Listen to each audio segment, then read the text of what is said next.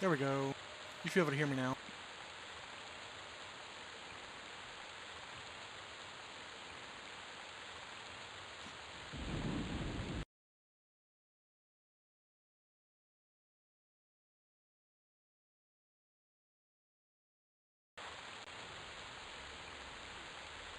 For whatever reason, OBS, it defaulted my mic out somewhere else. So I guess I said hi. Thank you for stopping by. And I also answered the question. I don't use surnames on most of my tunes. The only tune I have a surname on is my bard. And that's because his name is just a pun. It's just punny. I named him after a Beastie Boys song, so his first name is No Sleep and his last name is Till Brooklyn. Because he's a bard, you know, because he sings songs. And like every bard is relegated to using a musical reference for their name.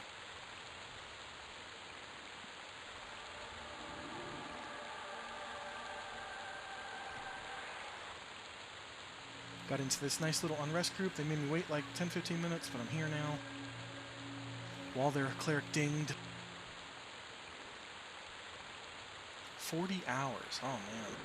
So tell me, if you know, what is MOP Remix? What is Mist of Pandaria Remix? What the hell is so special about it? What is it? Is this its own server? Is it an event? I don't know. I hear people talking about it and I just haven't researched it yet.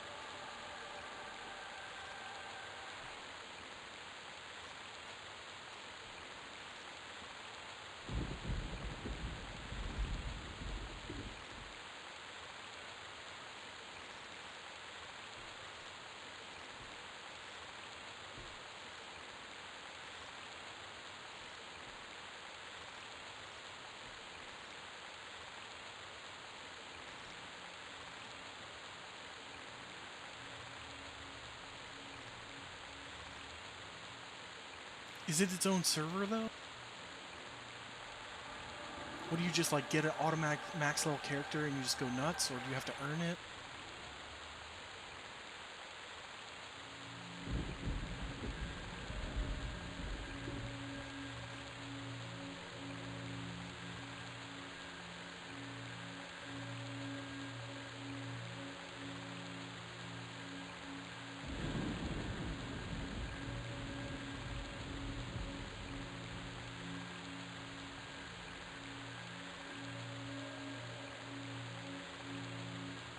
Okay, you explained enough of what it is for me to understand what they're doing. So, a while back, a couple of years ago at this point, EQ did a server called Mischief, where raid mobs and stuff don't drop their normal loot. Like, it could just be kind of random. But it's not exactly random. There's a system to it. I don't know if this is doing the same thing, but the way that it worked on the TLP was like, it was just, everything was mixed up a good bit. No, you couldn't find raid loot off of a level 1 mob, but you could find completely different loot off of a named mob that it never dropped before, including raid loot, as long as it was a high enough mob.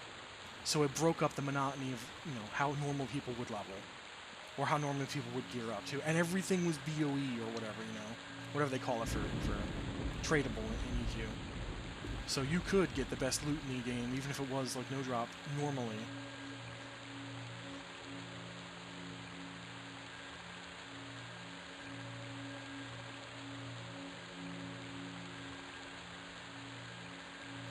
There's a lot of fun that can be had with that.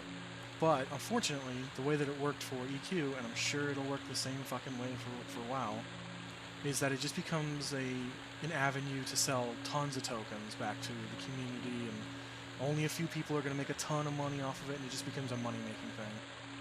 Because that's what happened in EQ. It just turned into Chrono Farm.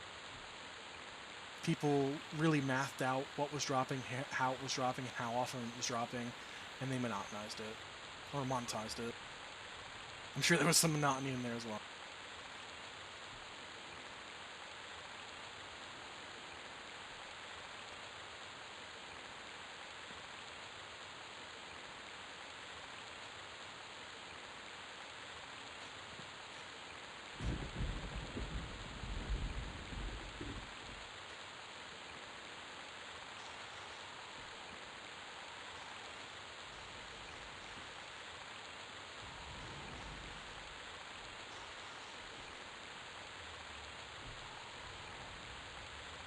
need to find a solution for getting some duty-free music or copyright-free music to play non-stop. If I use YouTube, it asks me if I'm listening every few minutes, which it doesn't do if I'm watching a video or anything like that.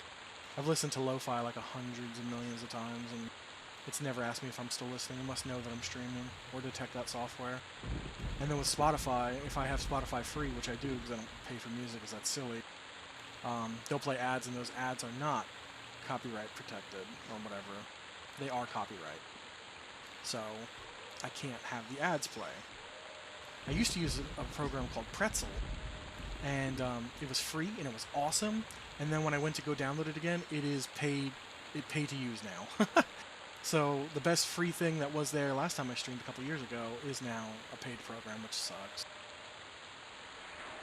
I know Humble Bundle was just doing a ton. They're still doing it. It's like 10 albums of copyright-free music. A lot of it is lo-fi and just chill stuff. And I was like, I kind of want to drop 20 bucks on that, because that's probably over 10 hours of music that I can just loop. And then a lot of it is like lo-fi, adventure type stuff.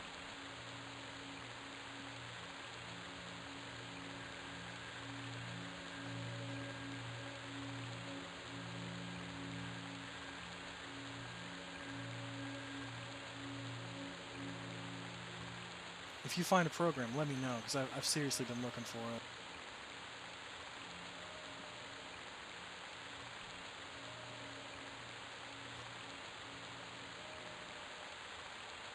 Oh, that's good.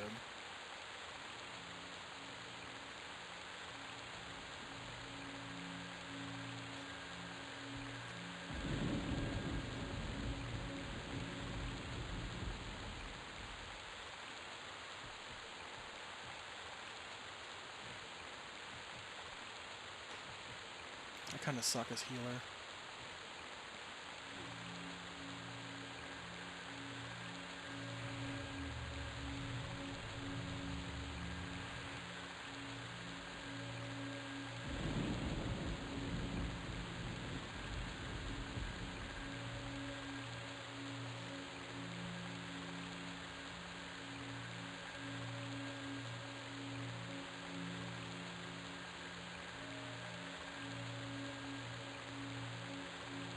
I wasn't going to make a program, I was just going to make a playlist out of some bought music. I would love a program that can just shuffle copyright-free stuff like Pretzel did, because it would even let you pick from genres. I just slapped some chip tunes in there and let it go, do its own thing, and it was always, it worked so well. Like, I would consider subscribing to it. I just don't know how much it is now. And I don't want to put any money into a stream I have no intention of making any money off of. I don't want another subscription at the end of the month.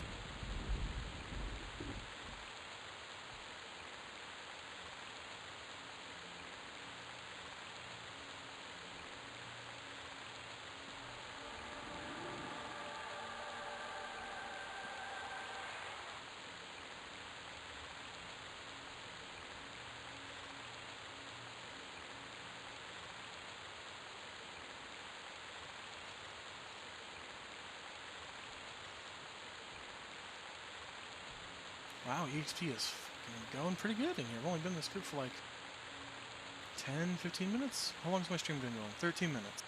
That's about as soon as I joined this group. I went from 70-something to 86. We're moving.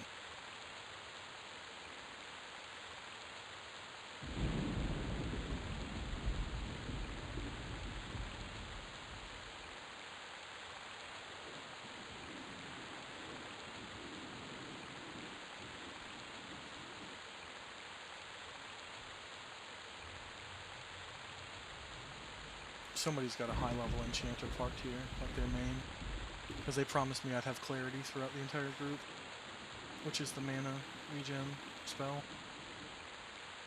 I would not be able to main heal a group as a druid without it, for now. At 29, I get a much better heal. My max heal right now is 100, and then I get a 270 heal at 29.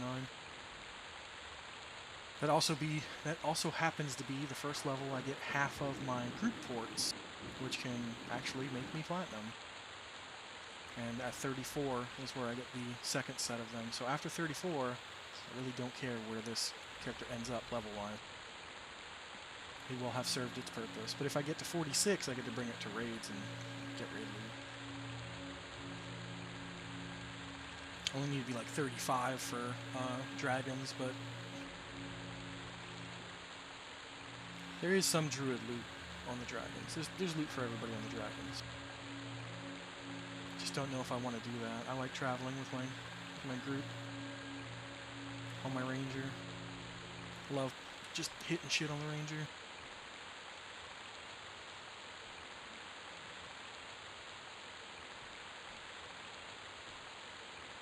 Yeah, churn and burn.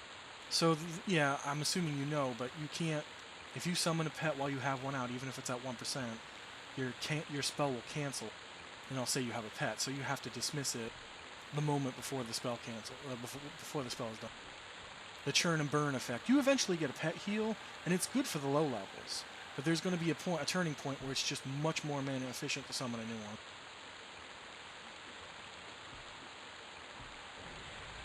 Necros do the same crap.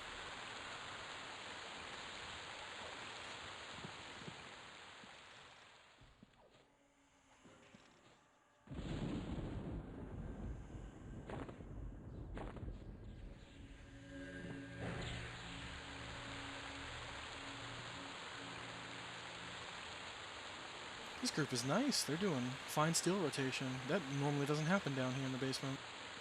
It's always first come, first serve, which the healers never get shit. So we're always medding.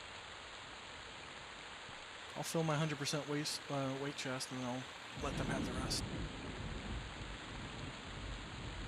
If we get that far. They're cycling through the entire party each time I find steel drop.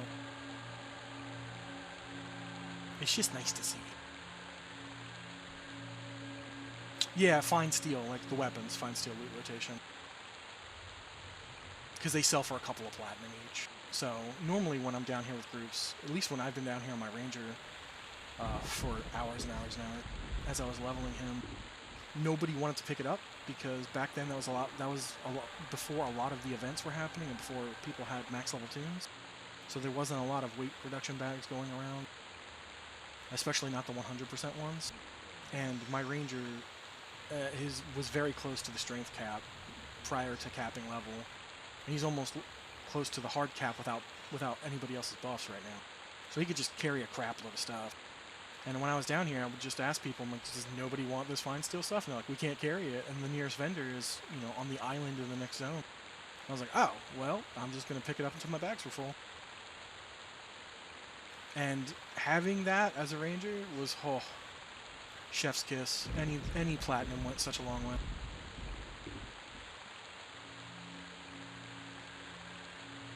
I know I had the Necro at that point, but I was so dedicated to leveling the Ranger that I don't think I played her much after giving him a full set of Ruby and setting him free. I had maybe 1,500 platinum on that Necro, and that was scrimping and saving everything besides spells. And I was like, I'm not going to spend a dime of this on the Ranger, and I ended up throwing like all that platinum at the Ranger. Because they just don't make any money. You can solo once you get like your animal fear spell, but I didn't know that. I didn't know anything about Ranger. Someone told me, they're like, you could have went from like level 20 something to 40 by yourself just doing alligators because they don't social aggro. You could have went down to the bottom of the place where the Ruby originally dropped, the Kazakh Fall Zone. Like, you could have just went down there in the sewers and did alligators, and I was like, cool, nobody told me. I had no idea. I didn't do any research. Because I'm an idiot. And of course, now that I look back on those leveling guides, a lot of them are like, yeah, just go do alligators or mammoths. And I didn't know. Mammoths, apparently, in permafrost, they have, like, they drop ivory tusks, and they sell for a good amount of platinum, too. And there's a vendor in zone. So it's like, damn, if only I knew. But I kind of like learning from experience, because I didn't get to experience any of this back in '99, so it's all just a big learning experience for me. Some of it, like, definitely the hindsight stuff, I feel bad, but I could laugh about it now.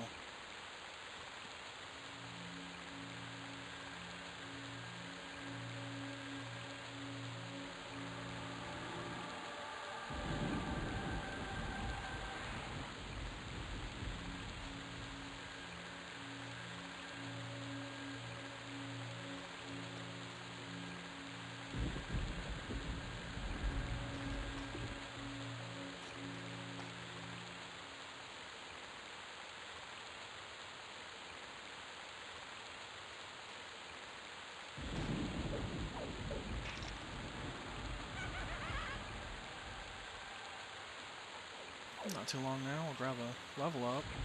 Haven't leveled up on this tune in, I want to say, since the last event, since Valentine's Day. Went hard in that Oops All Icebone Kern's Tower with 2 different tunes, so that was a lucrative event.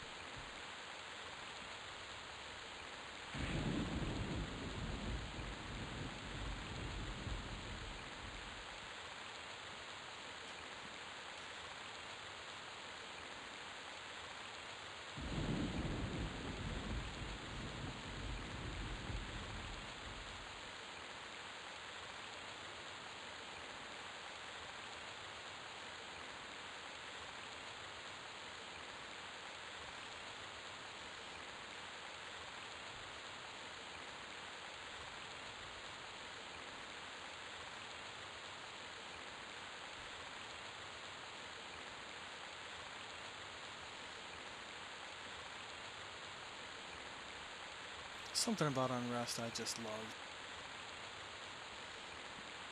I don't love my tank getting whomped by a Tentacle Terror, though.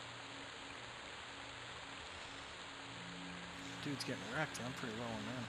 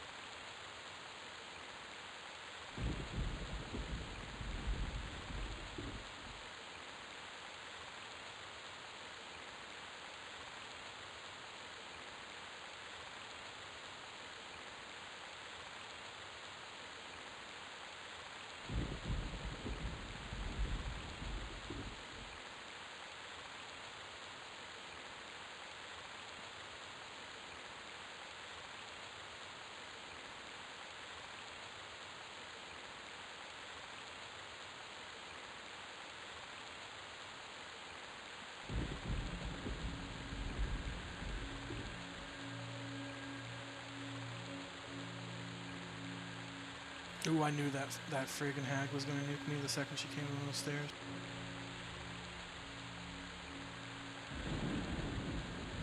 Lucky to just get the one, but she probably cast it on me again.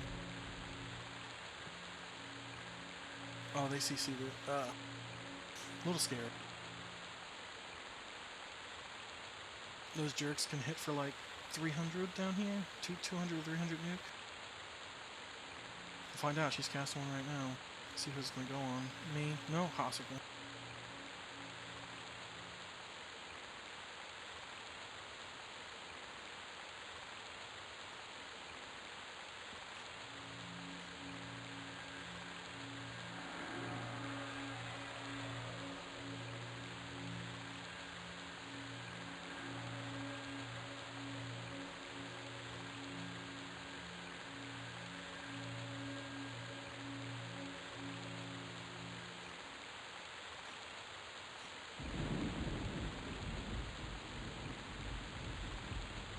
We'll be back in like 30 seconds here.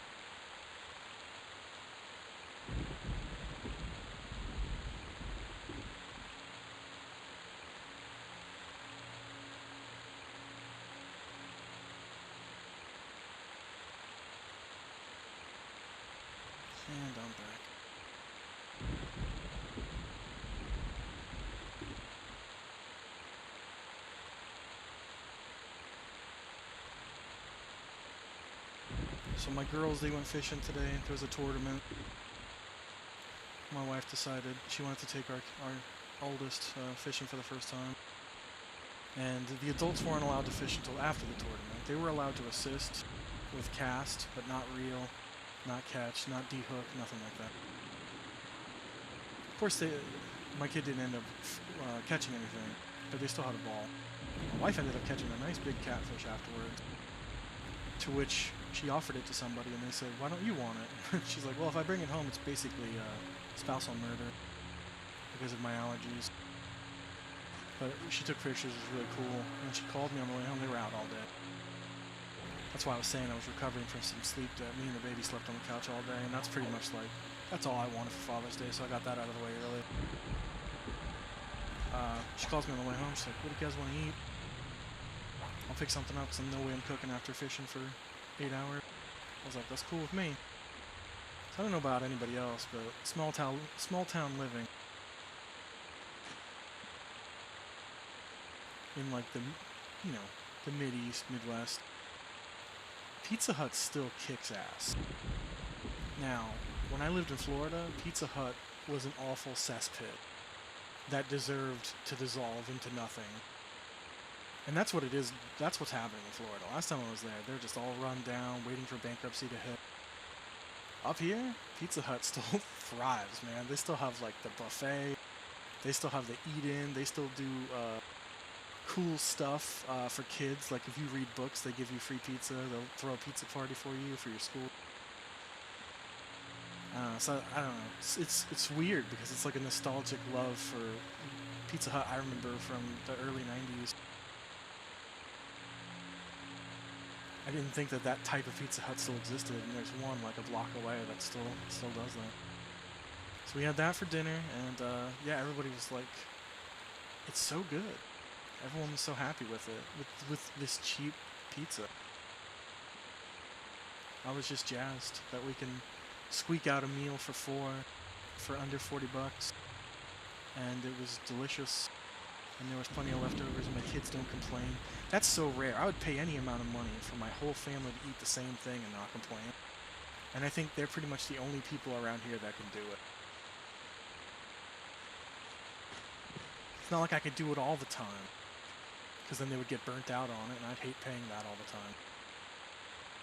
But in comparison to anything else, like if I have to get my kid Happy Meals, they barely eat any of it. Dad's eating everything. I gotta eat a bunch of leftovers I don't want to eat, just so nothing goes to waste. That's just dad mentality, though.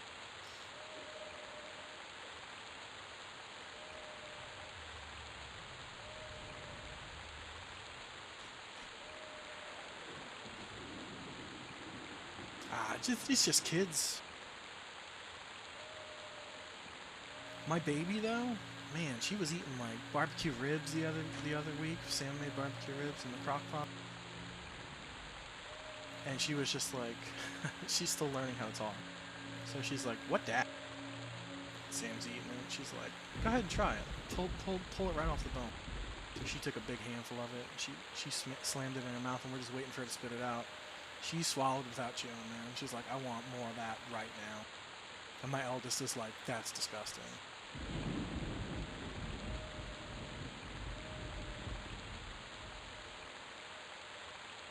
I love kielbasa. I hate kraut, man.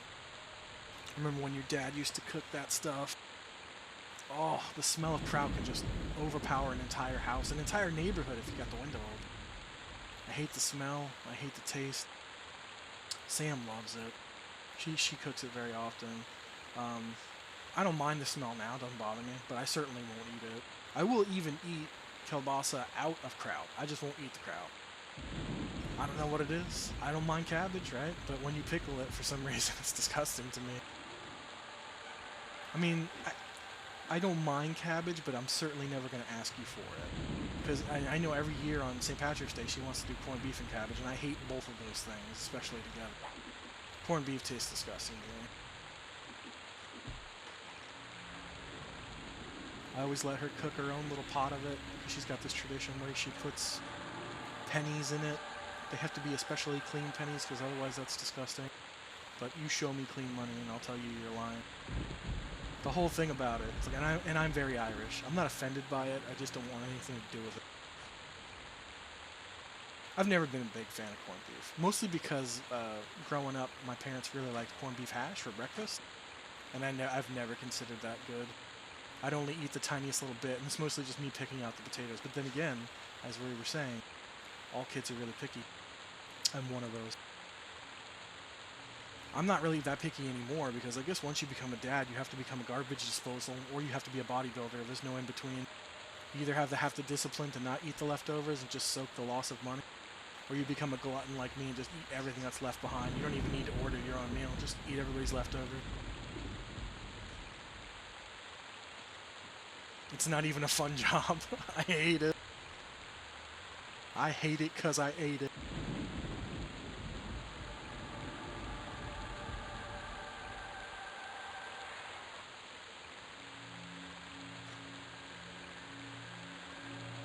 Oh, look at that. I dinged 3% ago. I didn't even notice. That's one thing I'm mad about Quarm, you know? After playing here since day one. Is they only has so many sound channels. I guess that's a holdover from EQ Max. If there's other sounds going on, they take precedent over the ding sound. So you really have to have nothing going on when that happens. It's so rare to hear it. You hear it in your low levels because there's just not a lot going on. But in the higher levels, you forget all about it.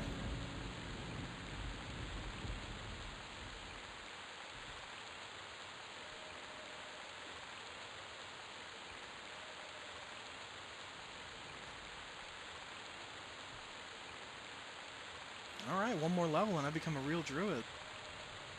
Well, the beginnings of a real druid.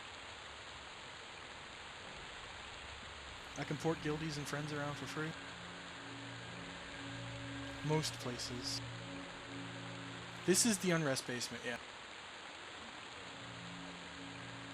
This isn't the true basement though. You can go further. Right across this hallway is a false wall, and then it goes down past a fake lava trap and into a cellar basement where there is a named character named like Garnal Ruxif or something like that. He drops a number of good items. Workman's boots, something like that. It's like strength boots. They're pretty good. They're chainmail boots. And he drops a decent ring. Yeah, I level all my tunes in Unrest. I love it here. I'd much rather be here than Mistmore. But I will eventually go to Mistmore with this tune.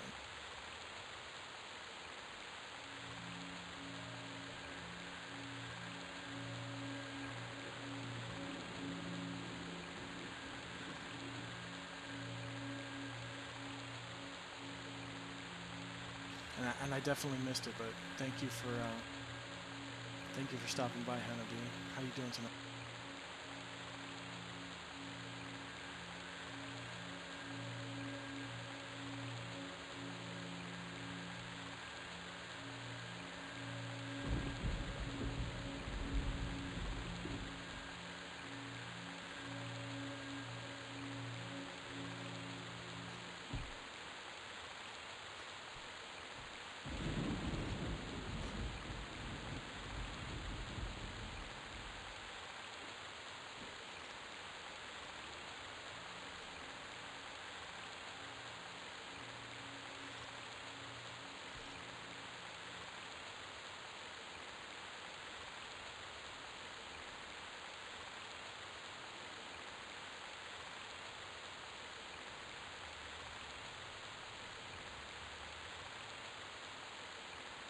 It's nothing that makes you feel worse about your healing capabilities than when a Necro steps in and starts sacking their own health to infuse the tank. Oh, 29 can't come fast enough. That newer heal will just be so clutch. The versatility of a Necro, though, can't be understated. You need mana, you need health. Do you need CC? Because they can mez. Most people don't know that they can mez, but they totally can. They can tame undead. They can summon their own. If they tame their own, it works just like an enchanter enchanting anything. Or not enchanting, but petting anything. Like when we do the Plane of Fear in my guild, some Necros choose to mez pets.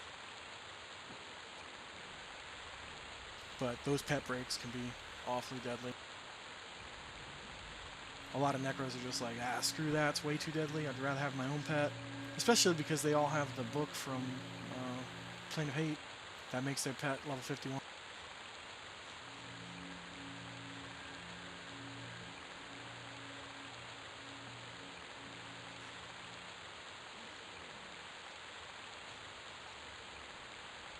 You just randomly viewing some EverQuest stuff? Do you not play?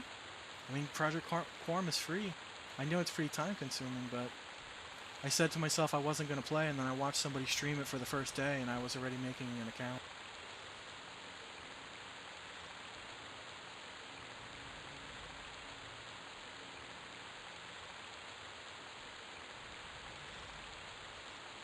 Oh, see, I say that about this Necro, and he starts twitching me, and now he's like the ultimate G.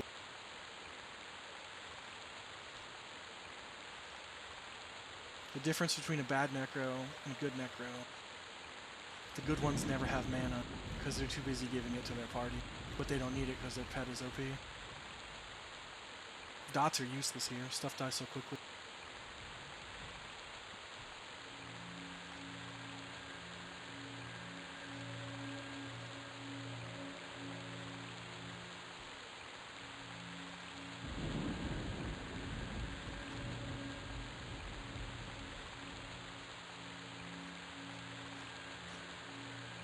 Yeah, I was watching your stream earlier when you were doing EQ, and then you switched to dot hack. And then when I started up your dot hack, I had to wait through like a couple minutes of ads. And I was like, oh man, I hate these ads. And then I stupidly hit the X, and I was like, oh, are you kidding me? You're gonna make me watch ads all over again. I did again. And it's like, it popped up. It's like, why not just use your free sub and give him a sub? And I was like, I really need to give him my sub because I'm not watching Wes right now. I know he asked for it last month. I gave it to him last month, which was mine rolled over like a week ago. So I gave him one a week ago, and I have a new one now. I haven't seen him streaming a lot lately. He has that super nice setup. I guess he's just been busy working.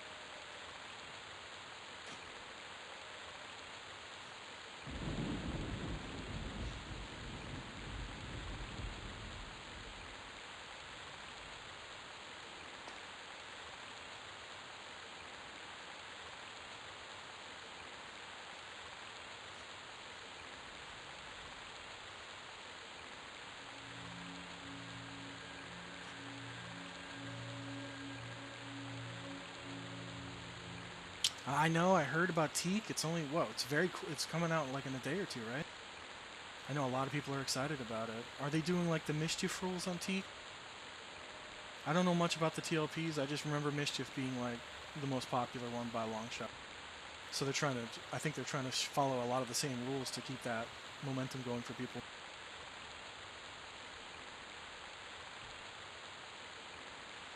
If it wasn't for all the politics with Chrono and the poop soccers, I would want to do a TLP. But I feel like this is the right spot for me, only because of the custom server rules here. Really respect player time, and I'm a busy dad gamer. I work 60 a week, and I've got a family, so I can't wait around for the bat phone to ring at 3 a.m. to go kill a dragon. I'd rather just kill him on schedule. I don't know if they do instancing on TLP. Oh yeah, you guys are not far out.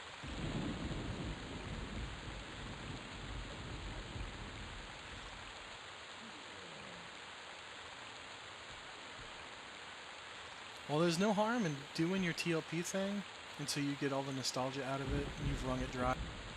Quarm's not going anywhere, and our population's about to go through the roof because in July we get Kunart, and then next month, the first day of June, Ixars launch early. So everybody's making their Ixar. They're locked to Kunark and you can't leave, and then non-Ixar can't get in. So you're going to have 30 full days of leveling your lizard. No twinking, no nothing, just straight up leveling. Almost every necromancer in my guild, I'd say 99% of them are dropping their current necros. They're probably still going to get them to 60, but they're dropping their current necros and trading all their gear that they can on July 1st to their Ixars. These people are going to go hard. I'm doing it too. I have like a 42 necro. She's my alt. I'm going to reroll Icky. But I'm not doing anything to the extent of the hardcore people in my guild are doing. As much as I would love to do it, it would burn me out more than just needing the available free time. Because with a Necro, you could dad camp your way to the cap.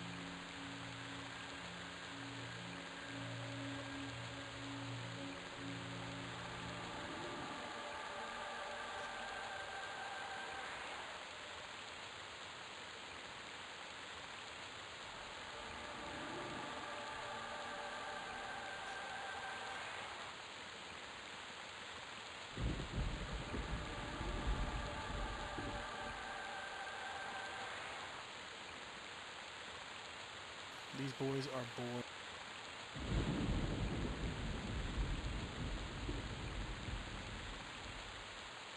Level cap right now is 50 because we're in the classic era. Level cap will go to 60 on July 1st when we get Cunard. It will stay 60 until pop, which won't be for a while because our expansions are locked to 9-month windows.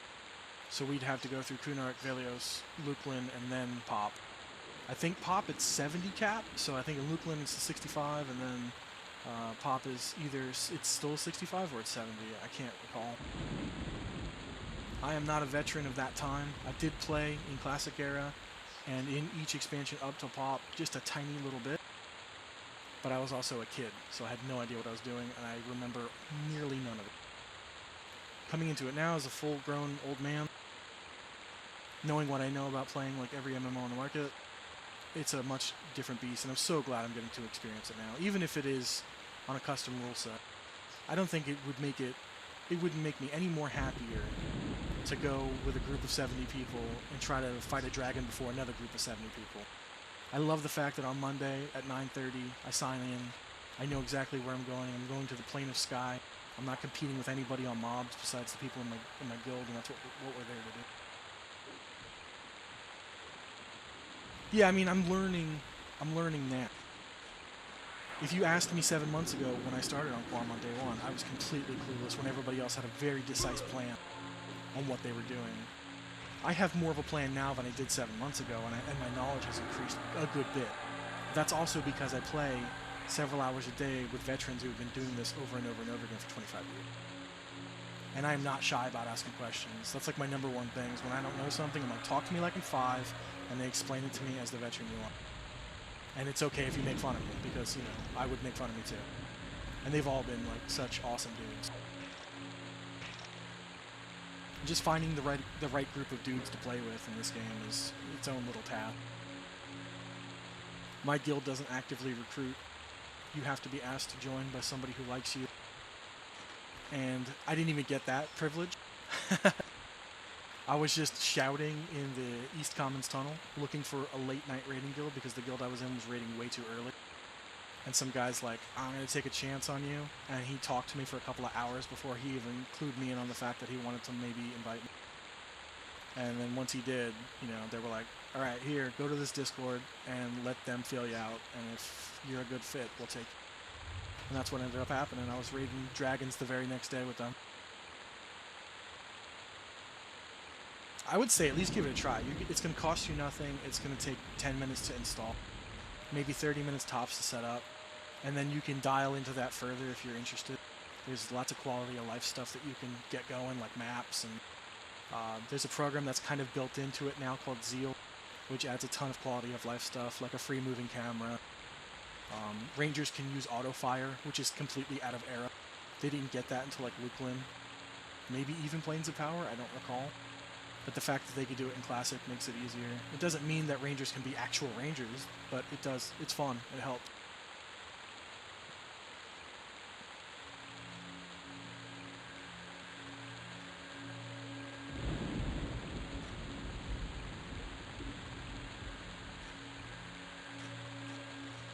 If you really are interested, just on YouTube, if you look up Level Up Larry Quarm Setup, He can help you set it up in like 2-3 minutes. Realistically, it's probably going to take you like 10, but yeah. It's like a 2-minute video. I send everybody to that video, and they don't ever come back saying that they couldn't understand it.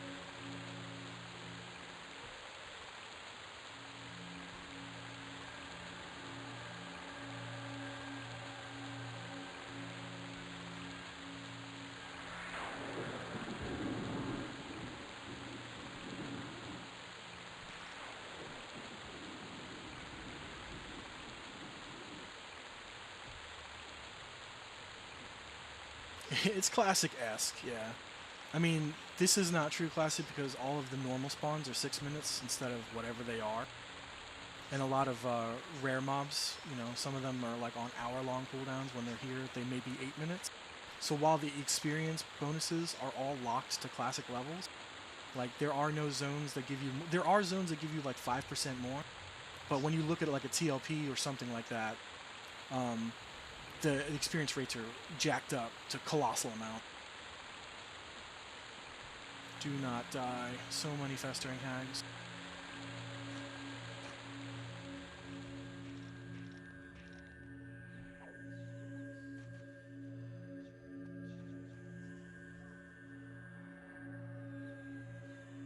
So even though we don't have EXP bonuses here, we do, they're just negligible. There is technically an EXP bonus because the spawns are insane. You're not competing with anybody in a large zone because you're too busy trying to hold down your own camp. Which also adds this kind of really cool sense of difficulty. And it doesn't feel artificial, it feels organic. Like, you're barely doing enough to keep up with your own camp, so you're not worried about stealing from others or others stealing from you.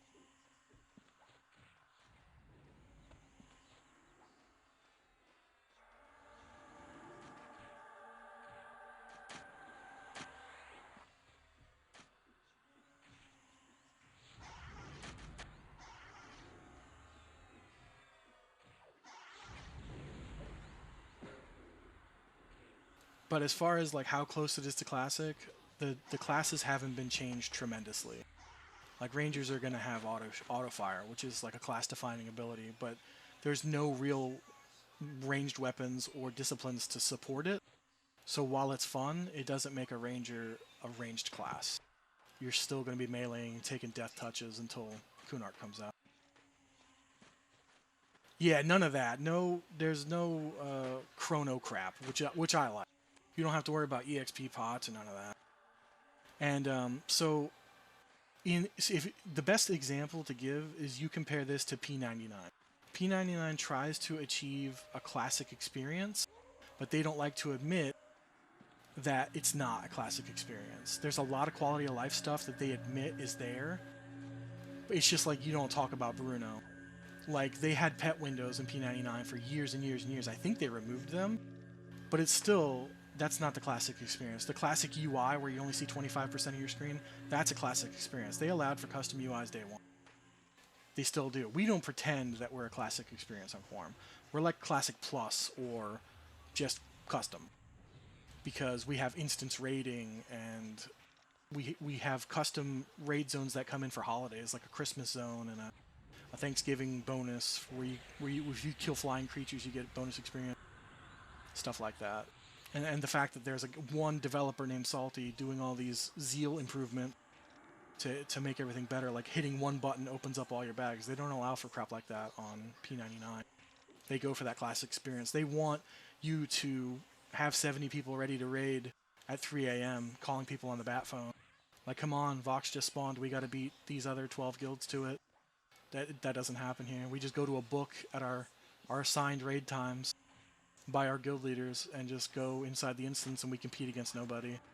We get our raid loot, which does seem kind of lame on paper, but I don't know. I still feel the sense of accomplishment gearing out of tune.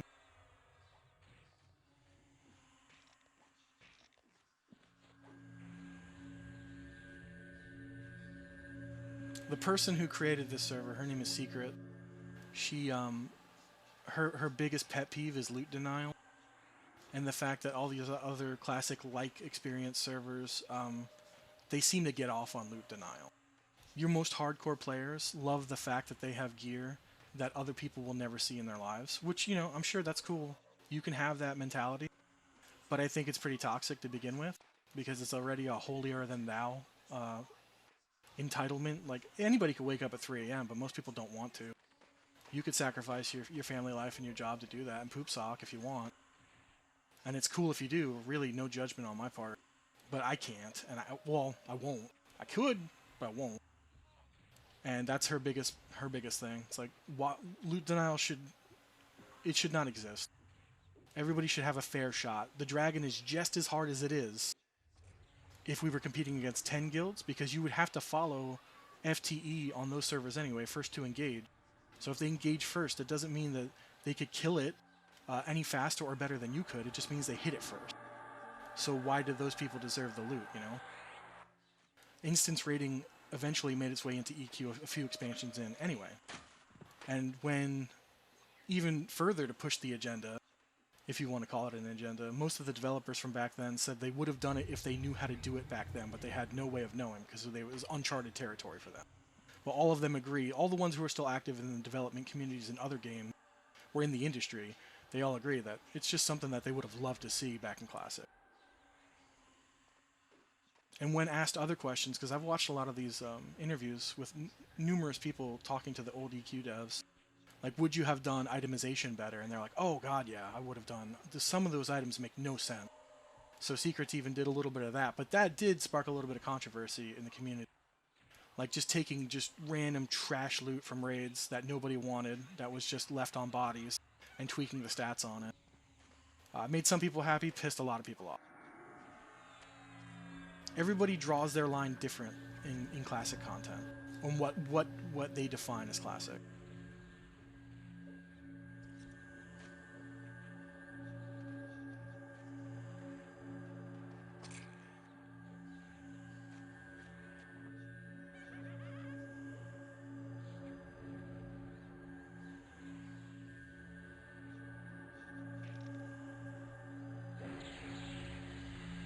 Yeah. Yeah, I mean, there's people who still want that though, and you know what? To anybody who says like Quarm's too soft or I don't like that, P99 exists exactly for that reason. Now those servers are like I think Green, which is their newest server, I think it's like 5 or 6 years old now. So it's, you know, if you want that experience, it still exists, but you're gonna have to compete with those guilds that have been doing that for that many years there. They own those bosses. You don't get chances at those bosses. So you could level a tune there, and you're going to have to deal with the economy of people who have been playing that long, who locked down mobs, and did crap like store items for future sale, or RMT. You have to deal with that.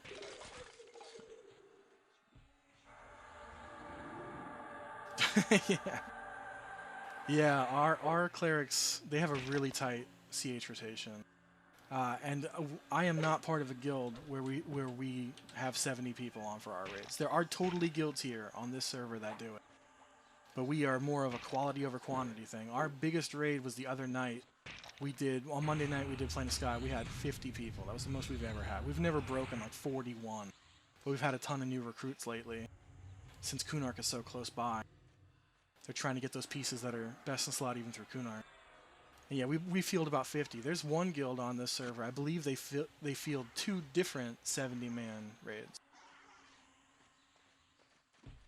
No, you're wrong to assume that. We have no cap on anything. The only time that we would ever exclude people is if we reach 70, and I said we just reached 50, which is a high for us. We're still 20 full people out, and people burn out and leave all the time. I am not on the same raid force I was couple months ago. And we have no rules, at least in my guild. I know there's other guilds that have a ton of rules, but in my guild, you don't even have to show up for raid. We do an attendance percentage just to show you how much you're coming and going, but it has no bearing on the DKP you receive. It has no bearing on the loot you can receive. None of it. If you only come to one raid ever and you want a piece of loot, just hope you have enough DKP for it. The guy who's going to come to 100% of the raids is going to get the piece of loot if he wants it. But there's nothing unfair about that. Oh, thanks for the follow, Hannibal. I appreciate that. I thought I literally dinged in game. I was like, what? I just leveled not that long ago. I forgot I had set that sound.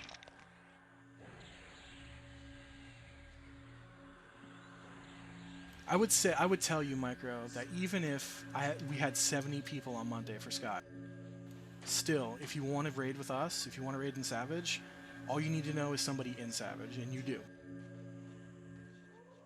I would absolutely vouch for you if you want to get that far, if you want to hit cap. 35 for Dragons, 46 for Plains. Well, that's going to be for the next month and a half. I don't even think it's 35 for Dragons, it might be 30. But there's certain loot that you can't loot. But still, if you wanted to go for the experience, you know, that you've seen our Dragon Knight. So we do both Dragons and Finny. You'd be eligible for all of that. You'd probably be eligible for the whole as well. But not, I wouldn't say at 35 because I think the whole starts at 40. But yeah, the level range between 35 and 46, you could do a lot of raiding with us. And the only reason why Plains are set to 46 is that's hard-coded. It's not a guild rule. You need to be 46 to enter the Plains. If you de-level in the Plains, you can't go back in and get your body until it pops out. That's a classic EQ holdover that Secrets didn't want to mess with, and I don't blame her.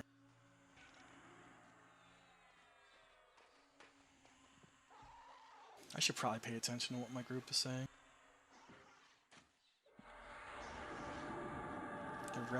They're replacing a bunch of people.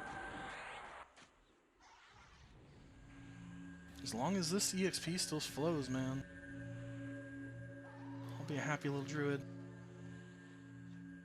I'm not even remotely tired. If I can go to level and get my first group ports, I'd be psyched.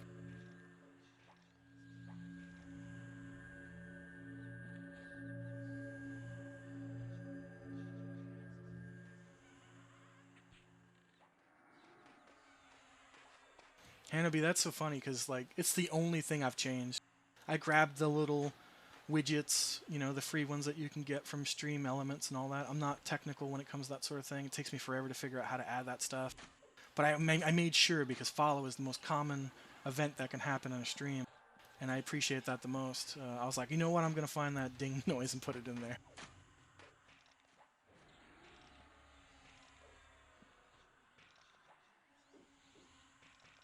It was surprisingly easier than I expected it to be.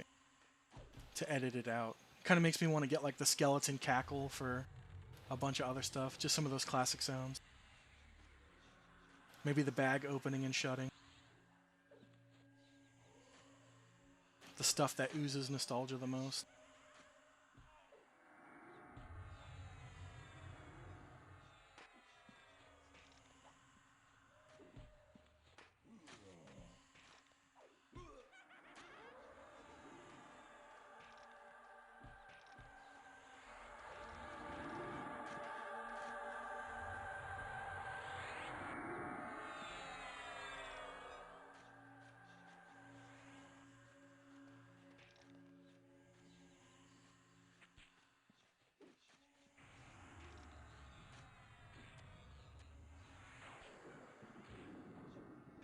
I didn't even notice your question. I'm sorry, Micro. I would have been able to answer that.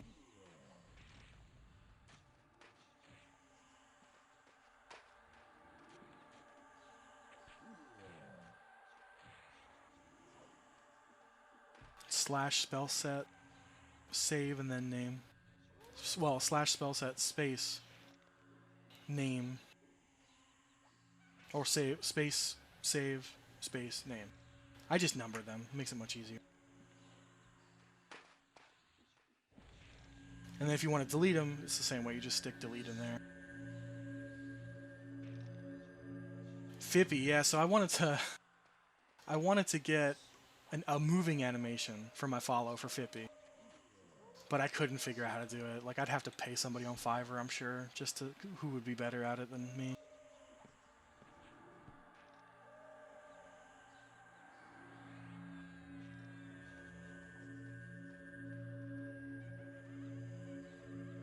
Oh, we got a shaman. Hell yes. That's my mana's gonna stay high now. Them supplementing heals with a druid makes a really good little healer combo. Nobody's better than a cleric, but you can make it in a pinch with a good shaman and druid. I'm not saying that I'm a good druid. I'm just hitting my piddly 100 heal every time I can, giving him a few shaman buffs.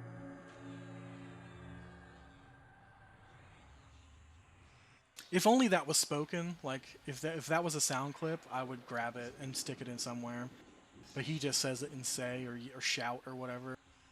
But there's moving animations online, very easy to find if you Google them. I just don't know how to implement that into something that would overlay onto the screen because I am not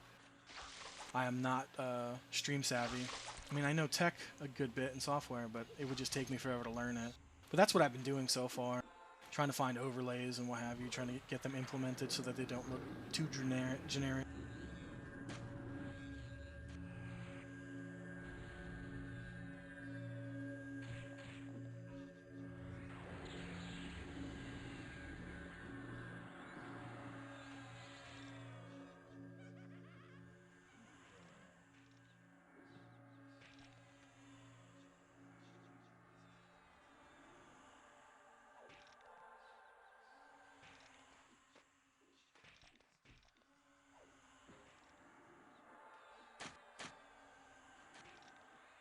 I didn't expect to get much done tonight. I'm glad I stuck around for this group invite, though. I think they were wondering that I was going to split because the cleric was taking too long to leave, but it was only like a 10-minute wait. I've waited a hell of a lot longer for groups elsewhere. Lower Gut comes to mind. It's my personal hell. I would rather do anything than Lower Guck.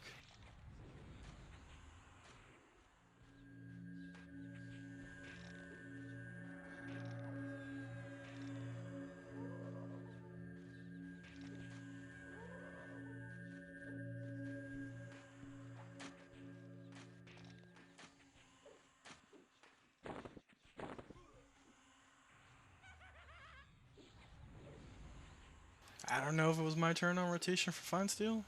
I wasn't complaining. I just said that I've gotten 2 so far, so I don't know whose turn it is, and they just handed me one. Thanks for the 4 plat.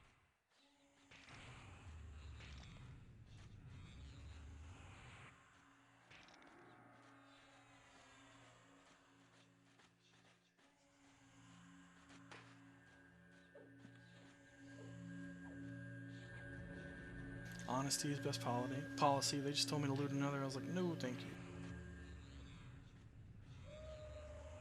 I'm not gonna really cry over a few spilt platinum.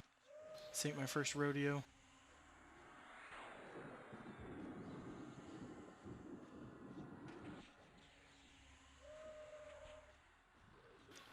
Is Fire Skin like a shield of damage that it absorbs so much?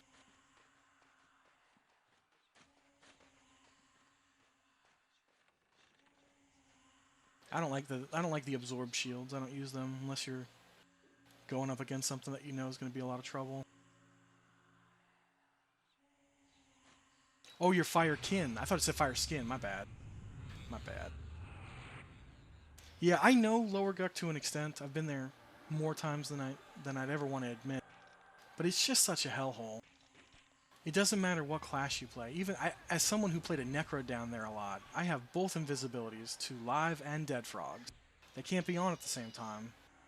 But still, navigating through that place, because there's a ton of stuff that sees through invis, and it's just a labyrinth of things that want to kill you and can kill you so quickly. But the loot is so fat in there. Alright, now this shaman's just making me look bad. He just cannied all his health into mana and then healed the tank. What am I even doing with my life?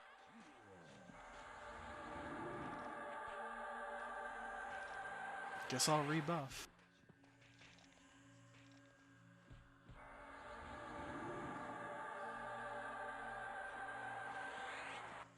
Had to turn my spell effects back on. At least Micro knows I generally don't play with them on because of crashing in raids. I don't even know if that's a thing for me anymore. It's just a muscle memory to keep it on. But I was in Wraith Mountains just today on my Necromancer, just farming some hill giants, making some money. And I got all these druids sending me hate mail, sending me hate whispers or hate tells. I had that guy snared, dude. I was like, he was moving. He had 100% health. and I don't have my spell effects on. So I thought he was free moving. I didn't see you anywhere near me. And they're thinking I'm trying to kill steal. It's like, brother, if I wanted to kill steal, I wouldn't be out here on my 42 necro. So I back off. I let the druids have stuff. I'm sure my spells take so much longer to cast to get my kite started, to get my fear kite started. They have like a 1 second snare, but that's FTE for you. I can't complain. If snare goes, it doesn't matter if they do damage or not. FTE is whatever. They can go get punched in the face. That's FTE, which is first to engage, and that's the rules we play by on this server. Do people follow it? Not always. I had a wizard lose his mind on me the other day out there. He said to me, "You guys," I wasn't in a party or anything like that, and he's like, "You guys own the top level, the castle level of Wraith Mountains, and I gotta run around the edges like a loser, feeding off of your scraps." And I was like, "What part of the manifesto you wrote is this? Because I have no idea what you're talking about." I was like, "I am a single necromancer up here. I just got on top of the hill, and there was one giant that you were nowhere near that I engaged with. And I somehow am a bastard for stealing every giant in the zone, which I did not do, which I cannot do." And he just went off on me, and I was like, "Look, I can only apologize for so much. I don't know what you want me to do. I'm not going to give you the platinum. You didn't assist in this kill." I almost thought about giving it to him, but he was kind of being a dick, and I was like, no, I earned this. Some people are just a little unhinged.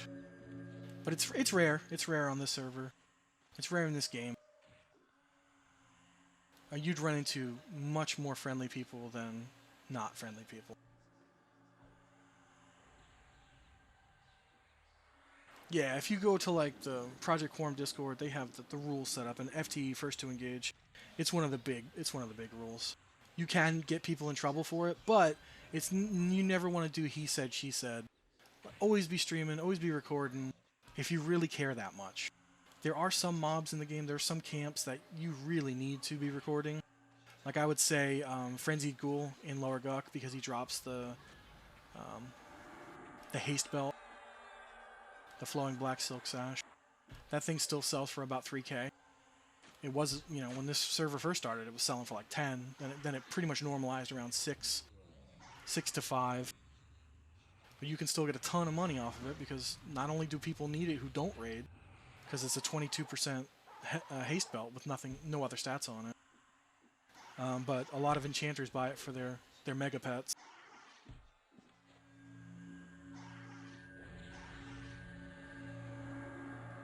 And they will not take your word for it. And if you have logging turned on, and if you use like a program like nparse, you automatically have logging turned on because it's required for the program. You can pull those logs and you can see who hit what first. The CSRs, the customer service representatives that work on Quarm, they don't even take that as proof. They will only take video of like those high-level FTE disputes. And it's because they don't really want to do it. It's busy work for them. They don't care who got what mob, who was being a dick. Only if it becomes a severe problem do they really want to deal with people like that. And I can understand why. There's bigger things to address than, that guy stole my mob that I waited 8 minutes for, or what have you. I see it from both ends. But it does give confidence to the assholes to keep doing it.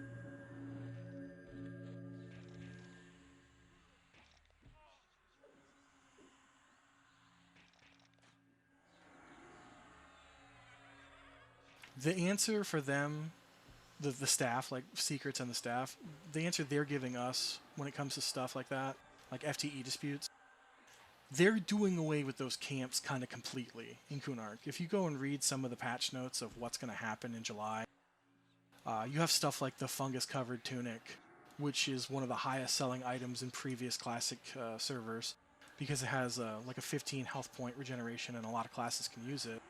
It lets, if you put that on an alt, your alt is a god. They can't lose HP faster than they can gain it back while in combat. So if you have a melee, even if you're using a caster that can use it like a druid, it's just OP as hell. That kind of stuff is still going to drop, right? But she's changing the names on it. The stuff that's going to drop from the named mob that would have dropped it in the classic era, it's going to be bound to that character. It's going to be lore or whatever. no drop. It's going to be no drop. But every other mob in the zone is going to have like a 0.2% chance of dropping a tradable one. And it's going to have a slightly different name. So yeah, go there with your main, get the easy kill from the name that no one's going to care about anymore. And then while there, kill everything, and hopefully you can get one of the ones you can trade to your alt, or you can sell if you're really, you know, a plat mogul. And there's a staff that has the same effect on it. It just roots you, or it either roots you or it snares you. I think it roots you. So you can get like 30 HP per second if you can use both the staff and the tunic. Or not a second, but per tick, which I think is every 3 or 6 seconds.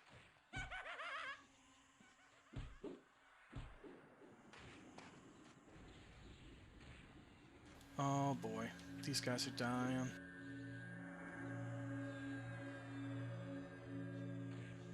Shit, shit.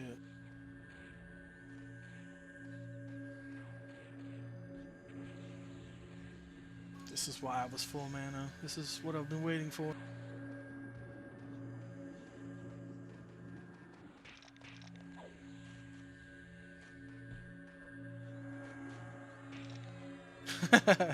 You got skeletons laughing for you. But yeah, that's true. You got... There's unhinged people in every facet of life, not just old school EverQuest.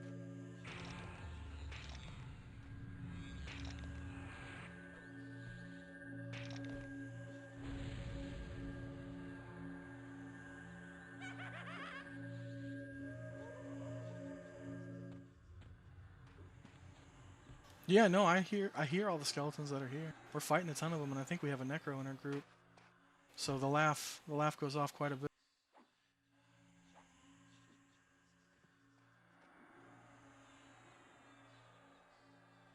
I was reading all those new patch notes in preparation for July. Every single epic mob that would be like a 32-hour spawn timer is now 15 minutes, 8 minutes. 1 platinum is a ton for like sub-level 10 mobs. That's awesome. You just won the Platinum Award. Hopefully you've been looting every cracked staff you come across. Those bad boys are worth 9 gold and like just about a platinum. Or maybe more. I think it's a platinum and 9 gold or something like that.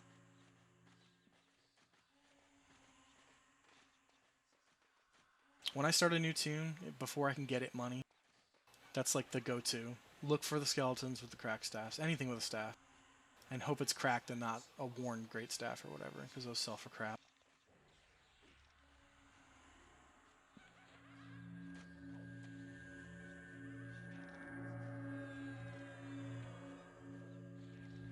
I should have stopped by Nijena and gotten a pair of J-boots on this tune, and I don't know why I didn't. Because it's a level 20 requirement. You know what, though?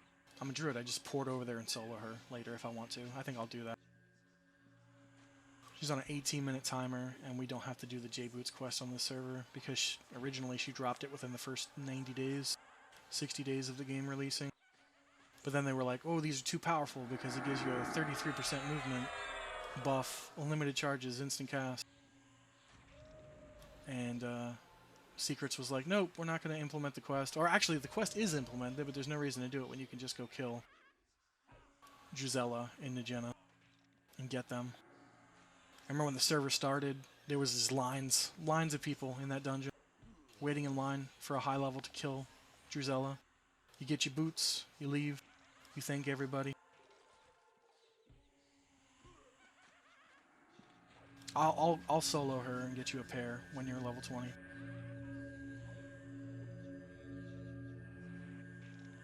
Not only is it good to have a pair of boots that gives you 33% run speed for 18 minutes whenever you want, it doesn't work indoors, and this dungeon doesn't technically count as indoors. It's an outdoor zone. But the thing is that when you bind it, it becomes a GCD clear. So if I like cast a spell and all my spells fade out, if I hit J-boots, it clears it 3 seconds faster.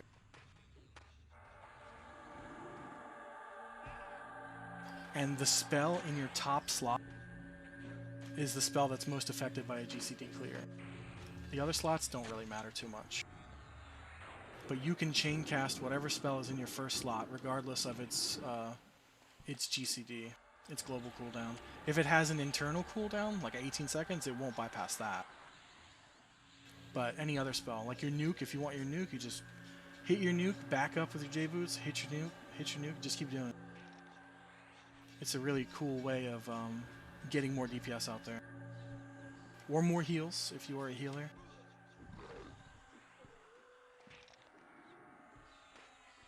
So you got a lot of legacy items that are in your pipeline. You can't get a set of Ruby, but if you were a class that could use Ruby, you could go get a set of Pinkasite. But that, since you're playing a mage, it doesn't matter. But you're going to want to get your J-boots, your fishbone earring, your glowing black stone. Those are all on the legacy loot list. The robe I gave you, the Oracle robe, that's legacy as well. So you could have, I think at level 20 or 30, gone and killed that mob and get that. But you don't need to, because I bought that thing cheap as hell.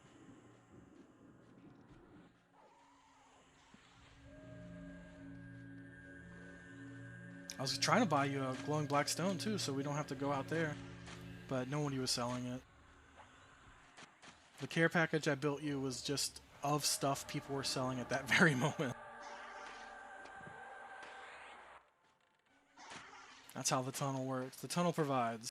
If you sit there long enough on a mule account, and that's something that you could do that most people don't know about, is you can have a mule account. You can't have two accounts logged in at the same time in this game, but one has to be designated a mule account, which means you are locked at level 1 and you are stuck in the EC tunnel.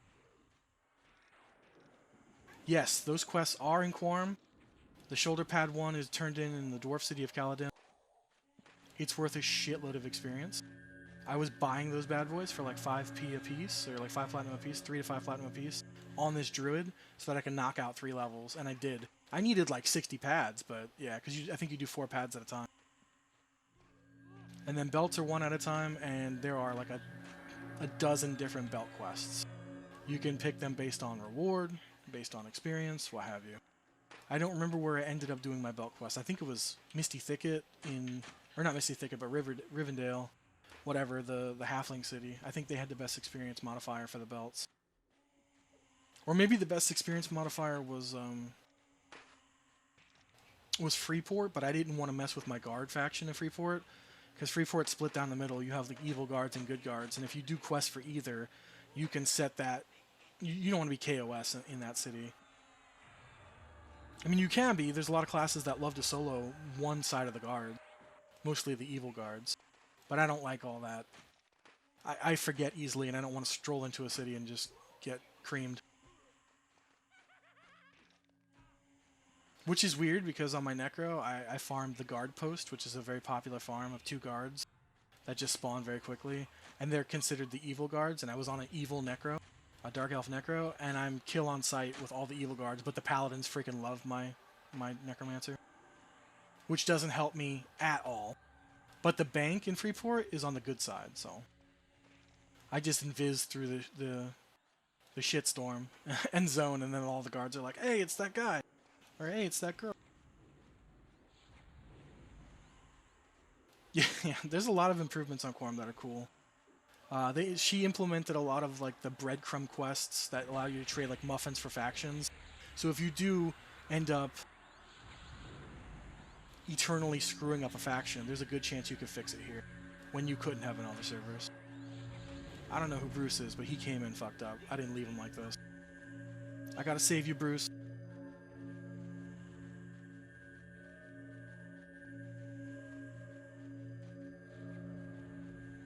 Oh, he's a monk. Okay.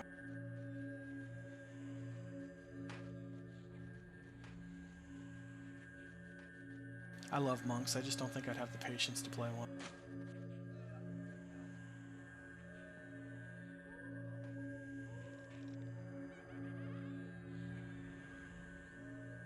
Their job roles in Classic are too critical. Our poor monks are best in slot. They're like totally geared out to out DPS all the other melee. And what do? In raids, they ball up all the mobs and run them around in a giant ball for 3 hours. It's awful. I don't think I could do that.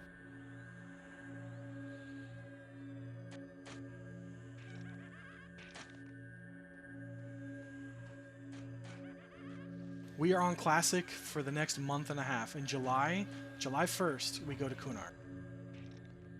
That is when you'll be able to make Ixars, and that is when we'll be able to go to... you'll actually be able to make Ixars next month, on June 1st. They're going to be locked for 30 days. You can make an Ixar. You cannot leave Kunark, and anybody that is not an Ixar cannot enter Kunark. So you have 30 days of untwinked leveling with all the classes that Ixar can play. So you're going to see a shitload of shamans, monks, and so many necromancers. Might see some warriors. You might. But it's mostly going to be shaman, monk, and necromancers.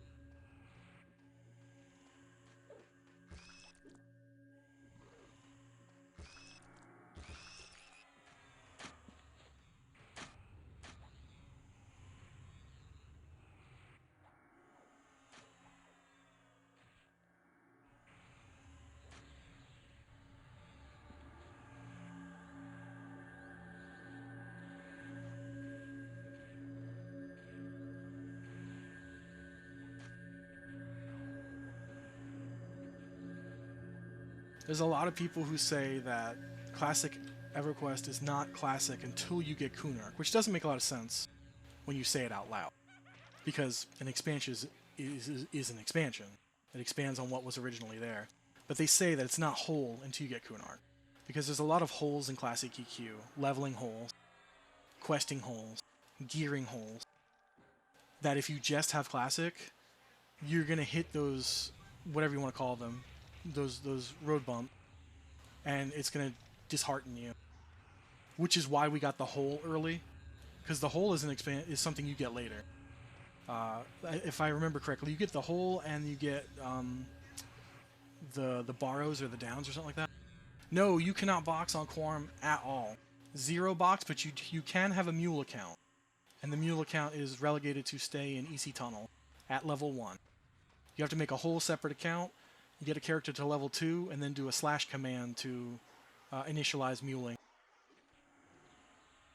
And then what it'll do is you get to level 2, you hit that / command, like I think it's like make account mule, and then it ports you to EC Tunnel, and that character can never level up again. And then you take your core account, which can now be signed on at the same time as your mule account, and you can feed it platinum and leave it there all day long, signed in to trade for you. You still have to manually do all that, though. I normally will keep my mule account logged on while I raid, so I can check the auctions occasionally here and there.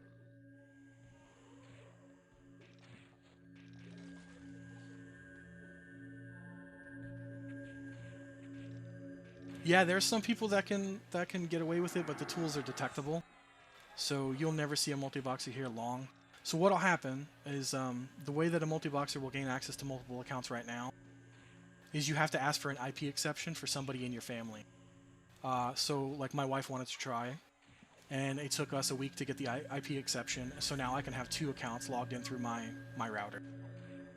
She doesn't play as much as she'd like to, so I could take advantage of that and play both accounts, but I'm not going to risk my account that I've played since day 1 here. When she wants to come back to it, she'll come back to it. But I'm fine with just the mule account and my core account. There's lots of accounts that get banned in the shadows that we don't know about. They really try to curb RMT here.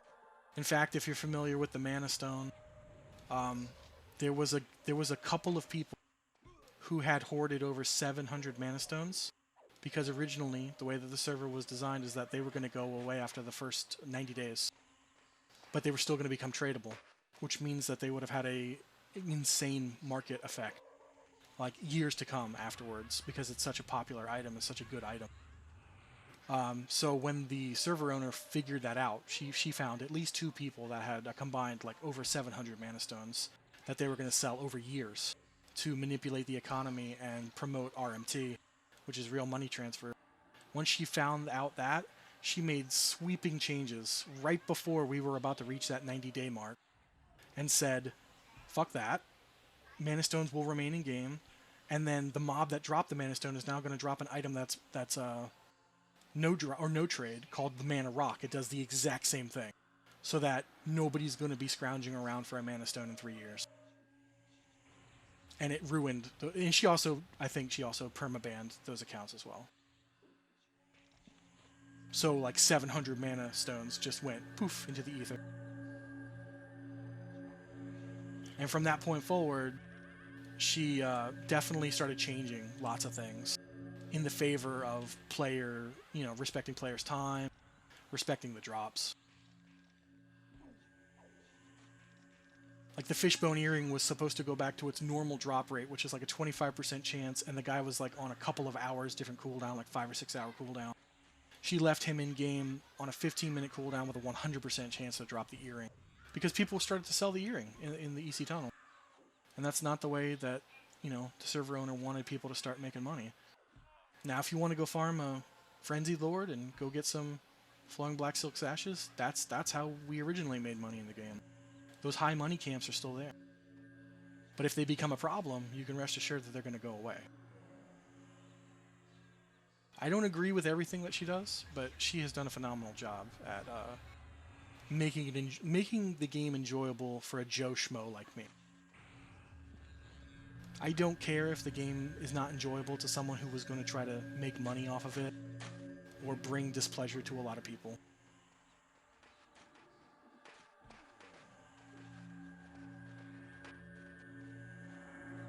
Yeah, so you would just need to put in for an IP exception, and if they, if they decide that that's something that they want to do for you, they ask for your account information, all of it, all the accounts that you make, because you can play.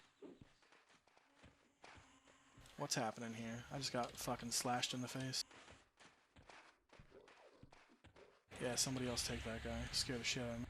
Yeah, you just have to ask for the IP exception. It's something that you do on the Quarm Discord. I got it after a couple days with my wife, and we were playing at the same time. But you can have as many accounts as you want with different characters. You're not breaking any rules until you try to log into those at the same time. You're just going to get an error message just going to say you can't have 2 accounts all at the same time, and that's that. Until you get the IP exception. Once the IP exceptions roll in, you're good. But they will monitor anybody that does have the IP exceptions to make sure that they're not boxing. If you get caught boxing, it all goes away, and they'll just ban all those accounts. They'll ban the IP, which is easy to get new IP, but we haven't had too much problems with it. At least I don't see that. I don't see a lot of front-facing drama, and I do read the Quarm Discord quite a bit. There's channels for like that kind of shit.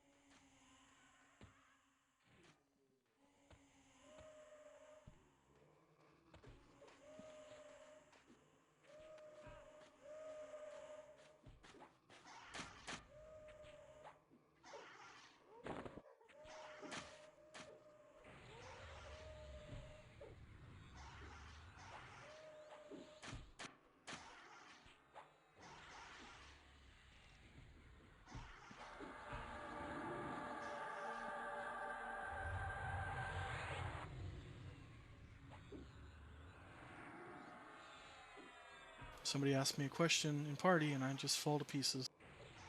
Someone's like, why is the Druid not snaring? I'm like, ah, shit. I actually have to pay attention to open my spellbook now.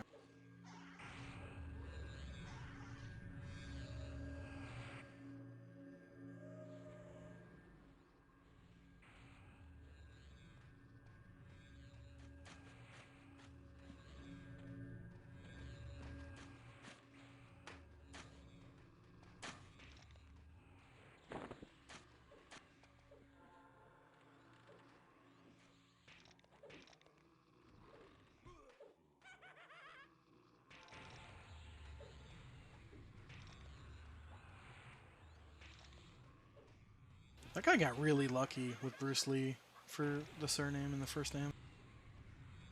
Like all the correct spelling and shit. Pretty cool.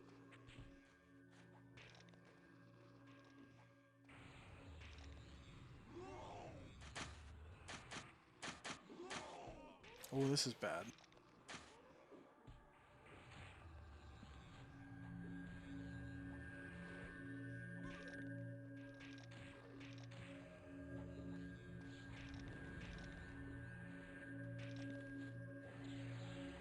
I had an idea for a name for a gnome mage. I can't remember what it was, but it was something from a it was from a TV show. It was from a Canadian comedy show called Letterkenny. And I guess it's its own show now, but it's called Shoresy. There's like this rude talking ice hockey player. He's very vulgar, and he cracks me the hell up. I was like, I want to name this gnome Shoresy for some reason. And it was taken. I was like, damn, come on, man. It's a Canadian sketch comedy, or not sketch comedy, but a comedy show. And it's taken. Such an obscure thing already, and it was taken.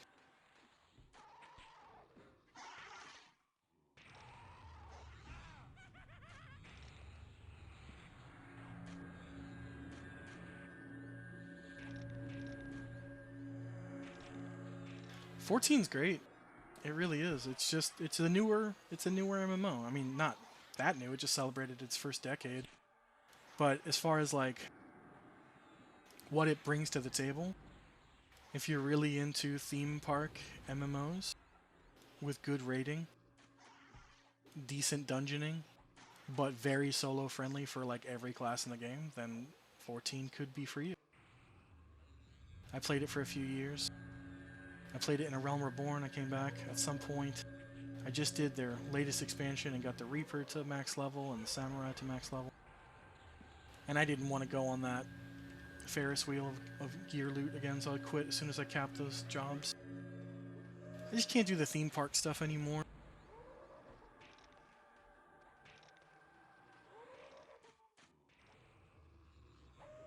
I played WoW for 17 years, and eventually that whole I'm awesome for 3 months and then it becomes welfare gear with the snap. That got to me. There's no holdover. Like games like Final Fantasy XI and EQ, you could earn an item from a level 30 mob. That item might be valuable forever going forward. You might still have a use for it. It might be a clicky that gives you a buff that no other clicky gives you.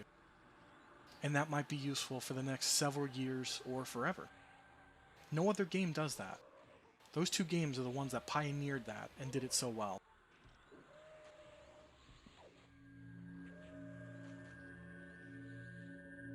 I was so happy when 14 announced that they were going to do relic weapons, which are like these evolving weapons that get better and better.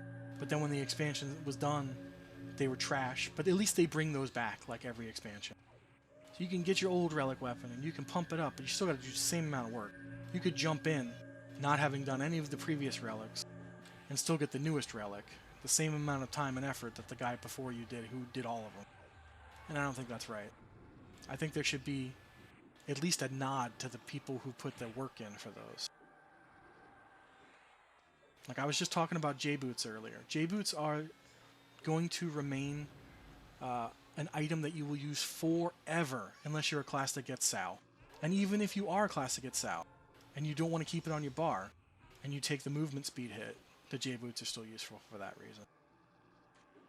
I got my best in slot bow on my Ranger, the Wind Striker, a couple weeks back. That bow remains best in slot throughout the entirety of Kunart.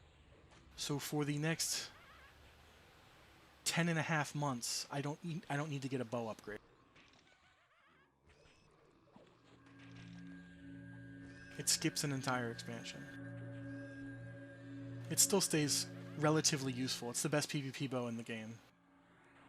If I ever wanted to participate in like a best of the best, I could wreck any caster forever with that bow. It's just silly broken.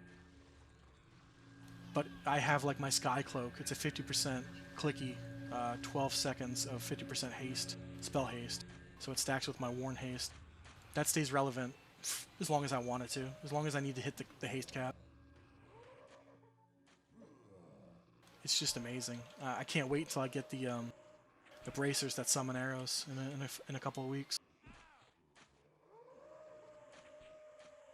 Summon my own arrows. I don't have to go to a vendor. I don't have to bug a maid. Happy day.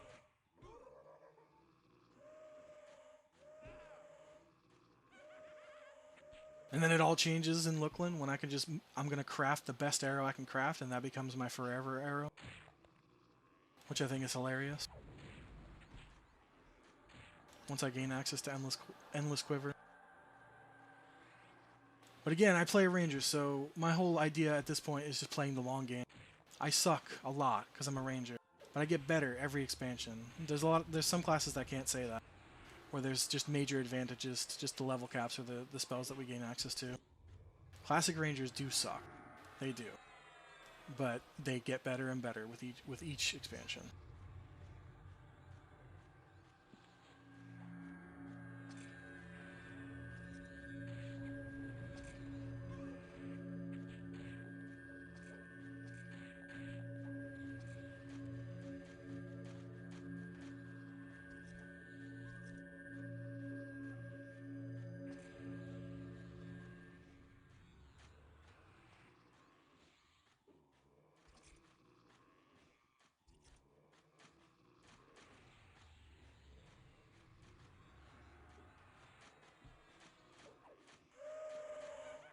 Yeah, just one arrow.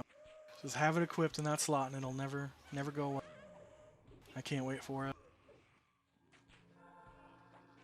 I'm going to blow so much platinum with my fletching just to make the best arrow I can make.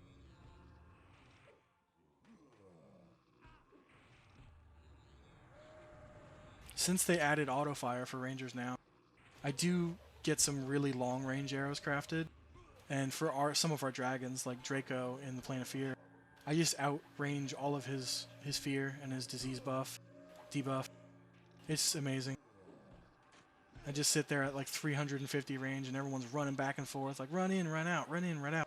Like I know I could do more damage in melee, but not in instances like this where I can sit and I can auto fire the entire time. I had my bow proc 5 or 6 times on Draco the other day, and I couldn't believe how many times it proc, because it's 100 damage, direct damage.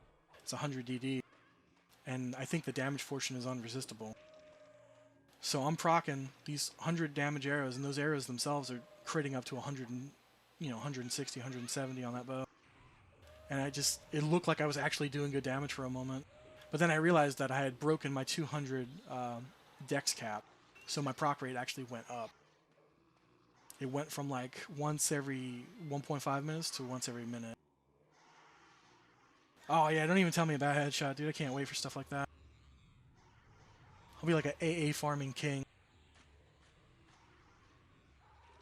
I just have to be higher level. It could still give experience. I'm just going to be plucking those things off. I know it's like 3% or something.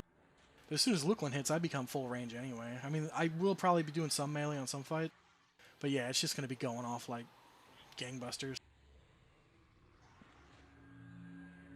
And I'm going to be highly sought after too, because people are going to be wanting in on that AA action. So like, get a ranger that can headshot so we can get free AA.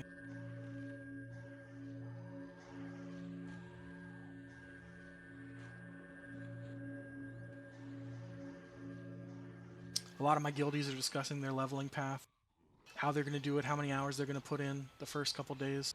We're actually raiding on day 1. 10 levels lower. We're going straight to... can't think of the name of the dragon because I never did the content. But we're aiming for a dragon day 1.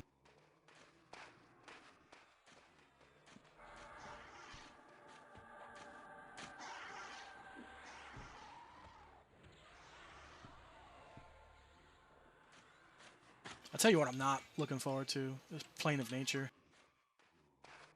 As a ranger who's under Tunar, I don't want to kill my god. And I remember asking my guild, because again, I'm not lying.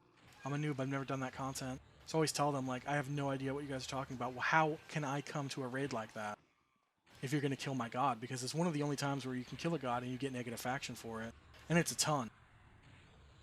So it's like, how can I kill Tunair when she's going to give me like a 5,000 plus faction hit? I don't want to be hated with all the rangers in the world. And they're like, oh, dude, you just log out before she's dead. I was like, you can do that? And they're like, yeah, you can avoid faction hits. And they're like, why would you need to be online when she dies? I'm like, oh, I guess I never really thought about that, because it doesn't lock you out of the loot or anything like that. They're like, you just do /EX, and it automatically makes your character go link dead, so you're not even there for the faction hit. This is stuff I didn't know, and these people have known about it for 25 years. For what were you talking about, Nagi or Vox? For Vox, I did range her the other day, but I didn't outrange her AoEs and stuff. I was still hiding behind the wall. I was talking about Draco, the Draco Lich in Plane of Fear. I completely 300 yard, or 300 whatever they call it in this game. I outranged all of his ability. I felt like such a god. When we do Nagi, we do him like 3 feet away from the door. I have to melee him. If I were bowing him, it would be such a waste of DPS. But Lady Vox, we do a fair amount of running. So anytime though I can sacrifice the running and just do ranged, even though my range doesn't do nearly as good as my melee damage, it can sometimes overtake it. In Draco, it definitely overtakes it. You spend 95% of the time on Draco running back and forth to avoid the fear and to avoid the AoE disease. So I just stay max distance with the best arrows I can craft on my bow, because my bow is like 250 range, and I can craft like 150 range arrows. I think you can craft 200 range arrows as well. But those combined, I think I'm 350 max range. I sit where people run away to, and I just pluck.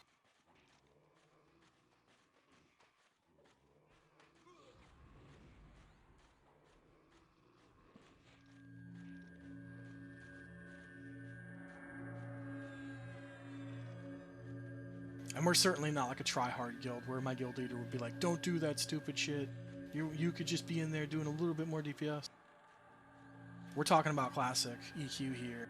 So like, a ranger's top DPS, I might be able to beat a monk on a good night if my procs are good. I might be able to beat a rogue. But none of those real people, and there's no real player who's going to beat a mage pet, a necro pet, or God forbid, a fucking enchanter pet. Those pets are just sick house. Enchanter pets get no negatives. They retain the stats that they are tamed at.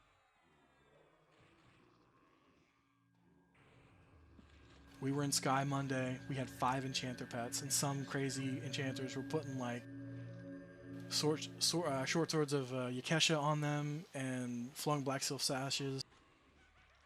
To the point where if that pet broke and the enchanter was close by, they'd get 1 or 2 shots.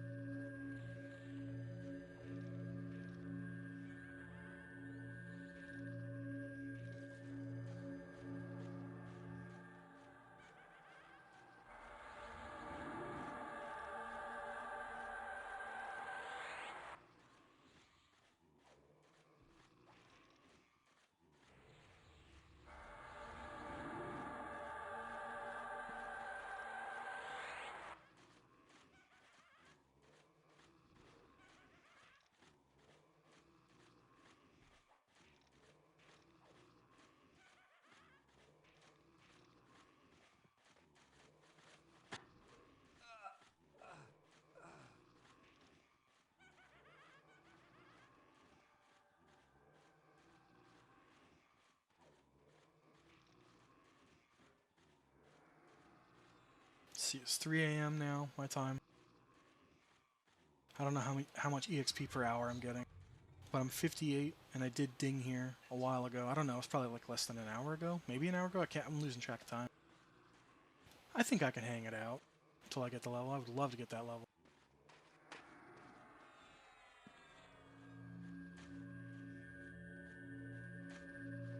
Would be an excellent nightcap. I just wish I had the foresight to keep those spells in my bag. But I'm a druid, so I'll just port away and do my self-ports and go pick them up where I need to go pick them up.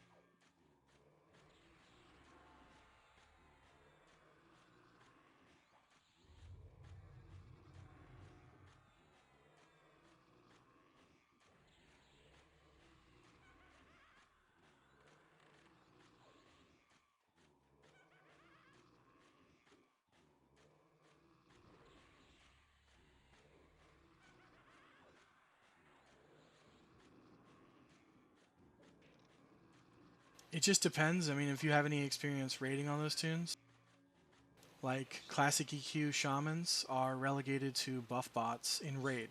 Now, in parties and solo, they have completely different experiences. They're very good healers in party. Nothing's better than a cleric for healing, but you have just the wealth of buffs, so many good buffs. But if you come into a party with another healer, you're more than likely going to be doing all the buffing while the other person's doing all the healing. In a raid, oh man, people need like 5 to 6 different buffs from you. You're going to be buff botting forever. You may get on some greater heal rotations to make sure that the or the complete heal rotations are smooth. But that's pretty much it. You're not doing DPS or anything like that. Solo, of course, if you've ever played a shaman, they're incredibly good soloers. You can root rot anything. You can do pet fear kites. You could do all kinds of shit. And as far as rogues go, I mean, you get a button. It's called backstab. That's your entire life. I should point out though that rogue invisibility is broken on Quarm. So you will not be able to walk past mobs you were able to do in Classic. I don't know what's broken about it, why it's broken, and why they can't fix it. I can't answer any of that. I just know that it's not the same type of invisibility. When you're doing sneak hide on a rogue here, compared to like Classic, in Classic you were able to almost go by gods and stuff and they were undetectable.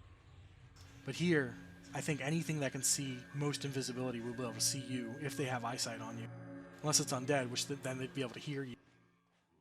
It's sketch. It's sketch as hell here for rogues, and I know they hate it. And that's really important because rogues can't solo for shit. You basically have to party from 10 to 50. You can't solo a damn thing. But that's anywhere. That's on a Classic server. That's on this server. That's on P99. Rogues really don't start stepping out until much later.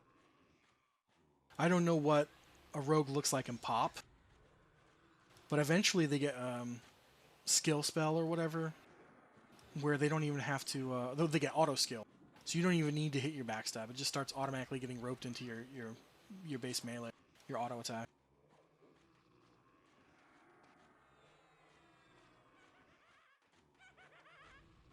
Oh no, everyone's getting sleepy in this group.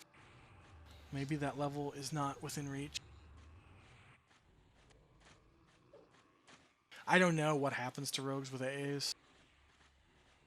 It's all about, like, if you can't get behind the mob, so if you can't get a long enough stun to hit that backstab, then almost all of your damage is nullified, because your auto attacks aren't going to do enough.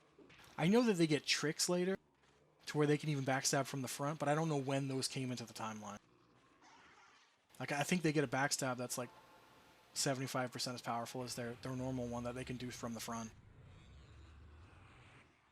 So eventually, there might be a point in time where rogues can do cool solo stuff. But I can only speak from my rogue friends here on Quarm in its Classic capacity, is that, yeah, it gets better later. It sucks right now. They have a super easy epic to get, you know? Not much effort is put into their epic. So if you're all about just getting the epic and being a raid tune, very helpful, because once they get that epic, they become powerhouses on the DPS meters.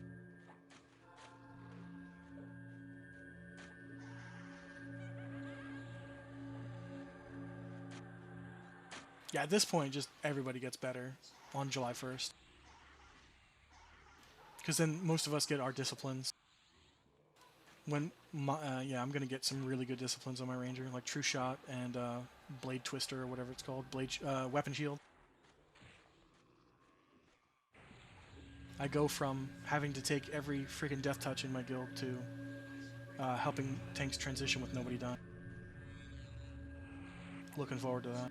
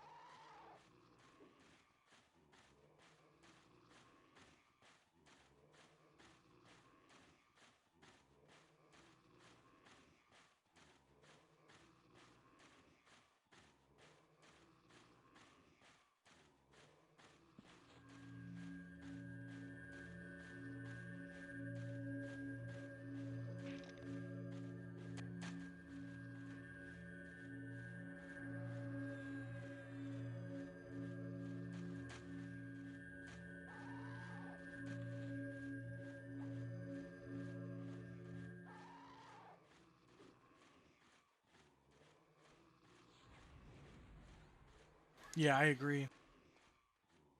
They're so integral to a raid force, though. They're such consistent DPS. I mean, right now as it stands, every pet class is better than every single melee in the game. Beating a pet class, even without, like, it's hard enough to beat a pet class before they get their books or their epics. But once they get those, they're unstoppable. And then you have enchanters who sit on top of all that.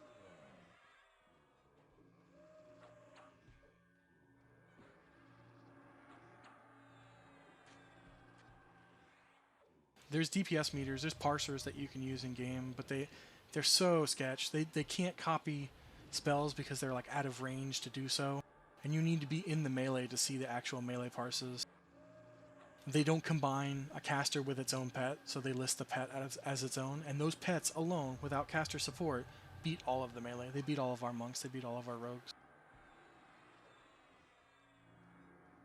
Yeah, the crit backstabs are very satisfying to see.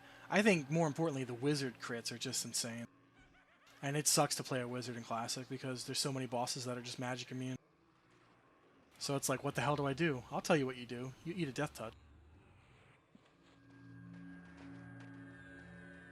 But they added a ton of wizard translocates early, so that they have like more of a reason to live.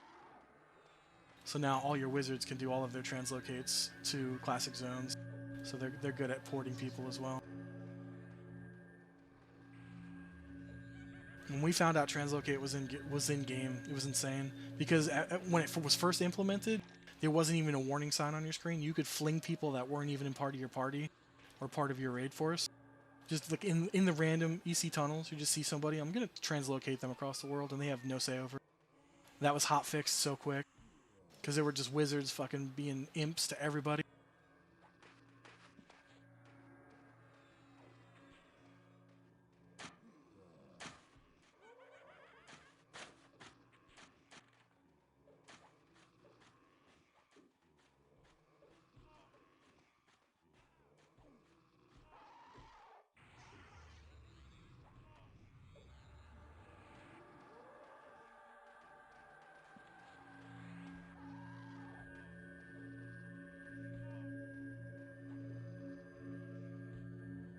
A couple weeks back, we were doing, I think we were in either Fear or Hate, and I had just gotten my new bow, my best in slot bow, and I hit a crit for like 157, and I had one of the magicians whisper me in my guild, and he's like, "That is the biggest ranger crit I've ever seen on this server."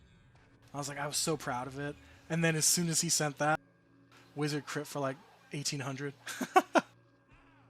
I was like, you know, it really puts it into perspective when I'm psyched for 170 crit, and then this guy does something literally 10 times stronger.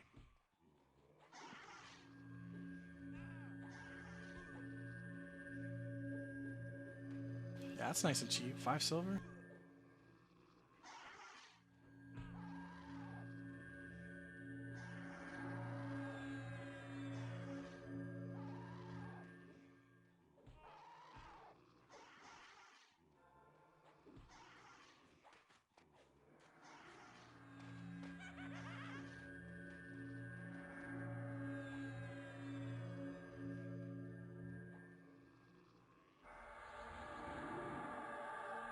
Group is falling apart.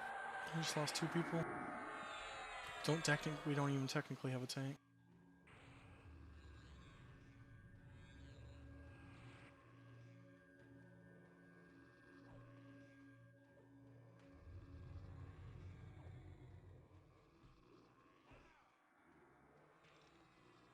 It could be cheaper than bone chip. For some reason, I've got like 20 stacks across a couple of tunes that I didn't even know about. I was like, man, I'm running low on my necro. I'm like, wait, no, I'm not. I got like at least 20 stacks. Most people will buy a stack for like 5 platinum in the EC tunnel. Necros who really run out and get desperate. But I mean, some of the higher zones like Guck, you're still getting bone chip.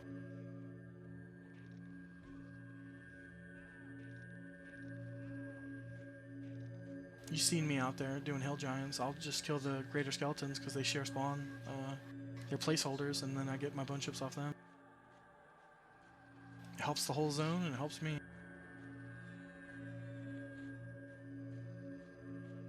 Plus, I don't have to waste any mana killing one of those giant skeletons. It's all pet.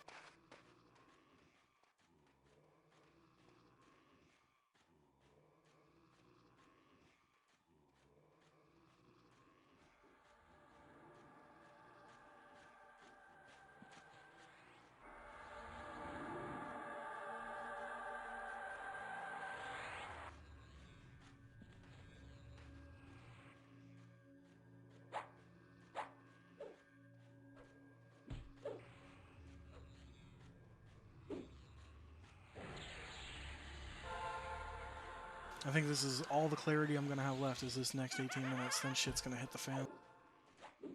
Because the guy who was doing it on his other tune, I think he's gone.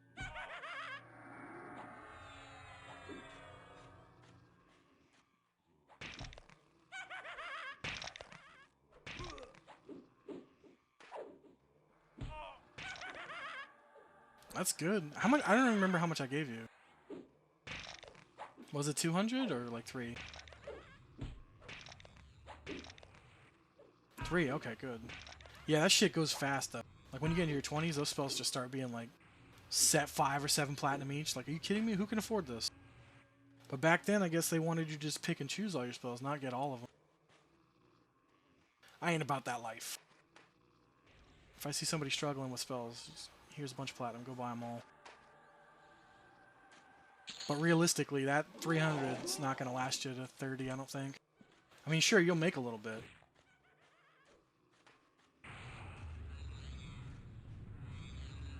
I just remember, like, with my Necro, it was the worst, dude. And especially because it was a brand new character on a brand new server. Those research spells, give me a break. I think somebody was, like, selling the Necro, the, like, level 20-something Necro pet, which was research only. I think they wanted, like, 300 platinum for it at the time. Now I think you can get it for, like, 50. Yeah, if you can find a good platinum farm, and there's plenty of them out there, then you're good to go.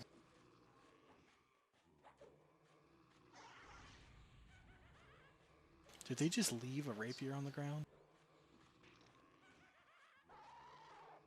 Trade skills are as how you would remember them.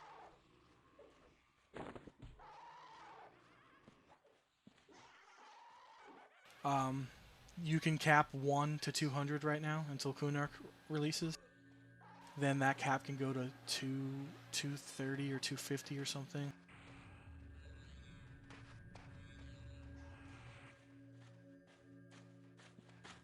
It's extremely hard to hit 200, I would say, for almost any trade skill currently.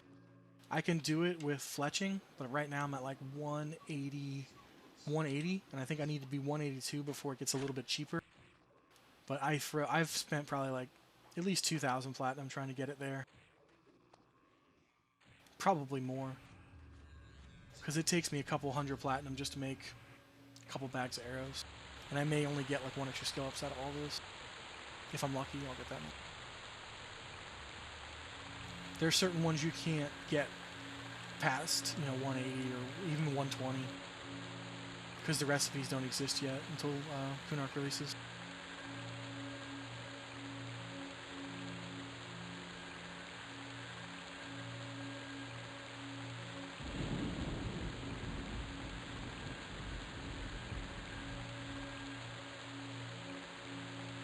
I tell you what, jewel crafting is an insane amount of money, but you have to put so much into it. Because the stuff you can make right now that sells for like 7k plat or more, 12k plat for an item, you can't get those gems in-game unless you're in a raid. Because they only drop from the plains. So convincing your guild to give you those gems, they're not going to give you those gems to make money for yourself. They may ask you to make stuff for the guild, but like our guild, we just got to a point where we're allowing players to form their own raids on off nights to go into the plains just to farm gems. Just randoming the gem. And it's tons and tons of plat, because even if you aren't a trade skiller, if you get like one of those rare ass gems and you roll good on it and you win it, you just got 5k platinum to sell to anybody on the market.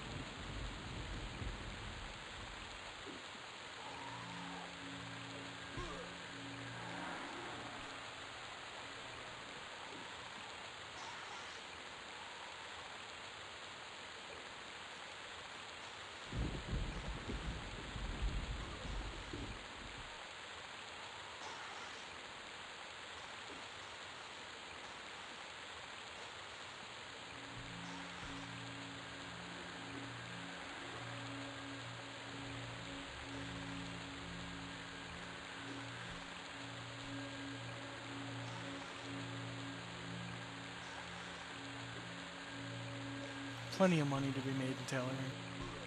Handmade backpacks, they sell for good as hell. Just about 100 platinum per.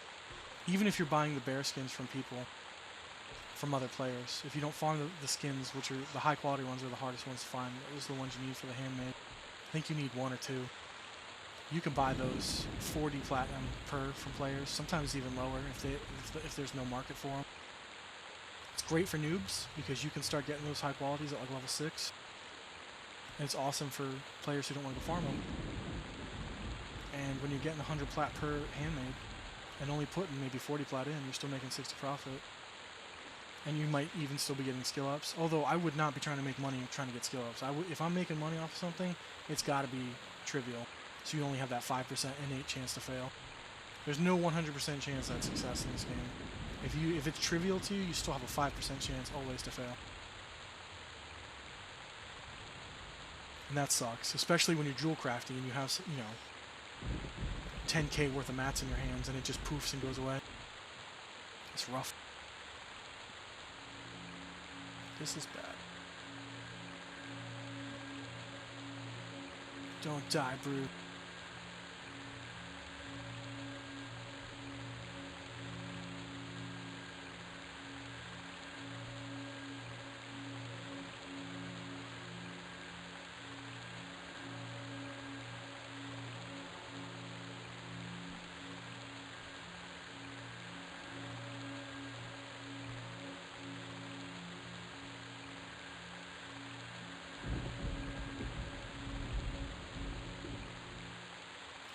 Both of us are completely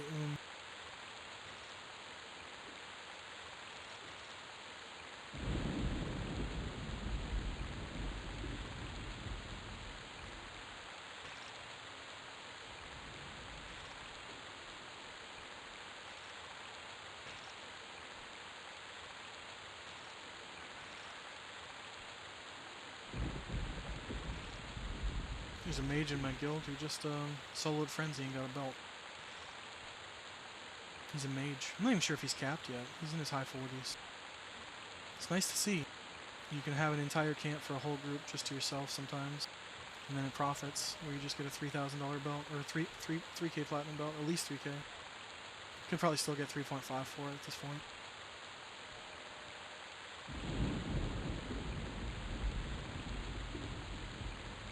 The power of a mage.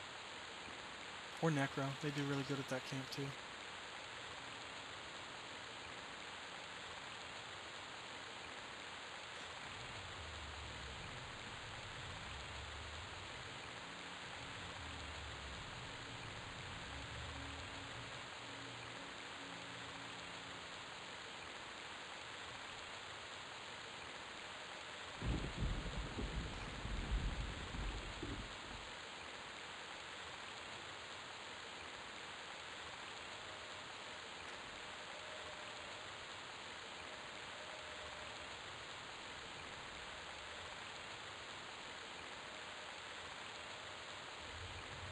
All this time I've been here, I've made like 22 platinum. Well, in raw material. I don't know how much I've actually made in drops.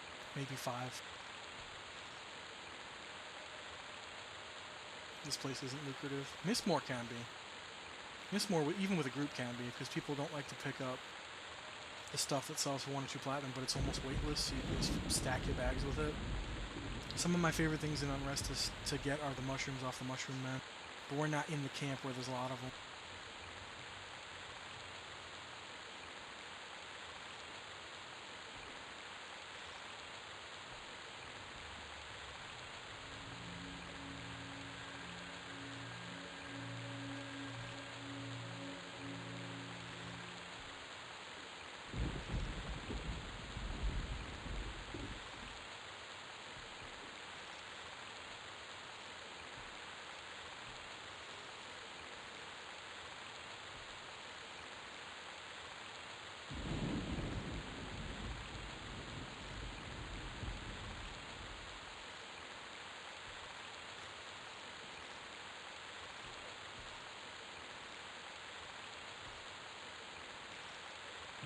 Caliphing guards? Or the guards for like Felwith or whatever.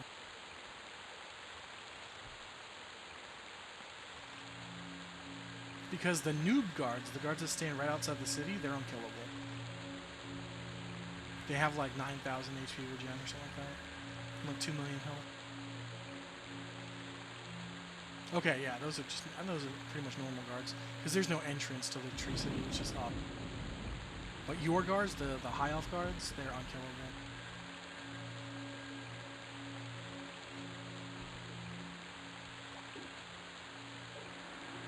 Ooh boy. A hag and I've got no mana, and Bruce is gonna get wrecked.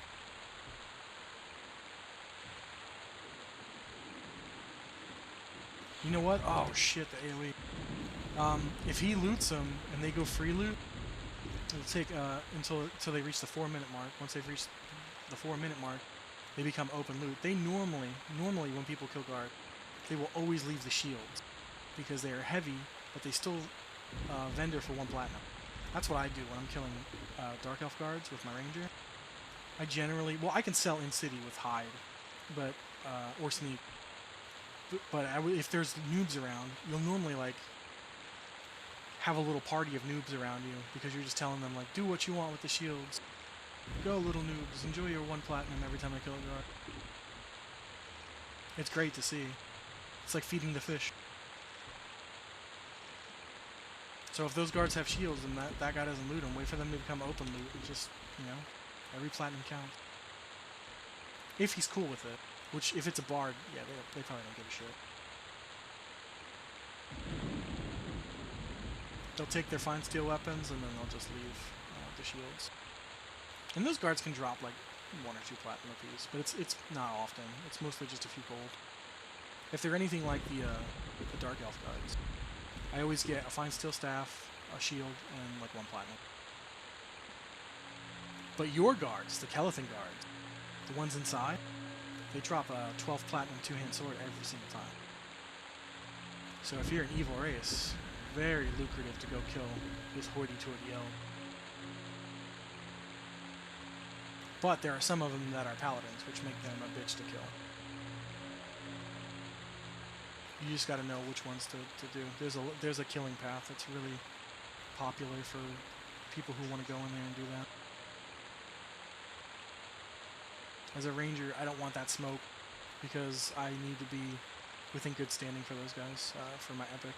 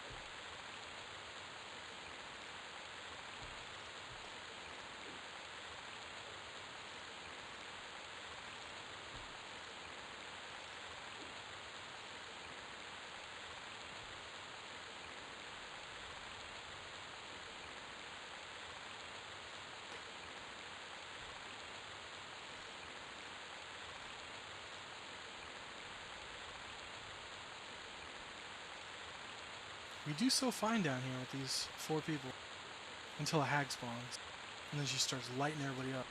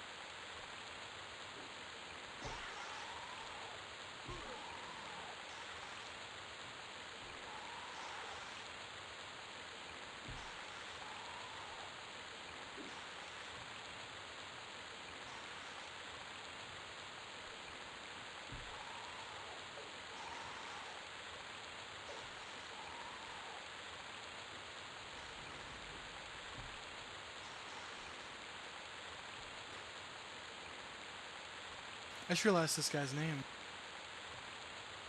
His last name is on Twitch, so I guess he's a streamer. I wonder if he's streaming right now. Rostam. Rostam on Twitch.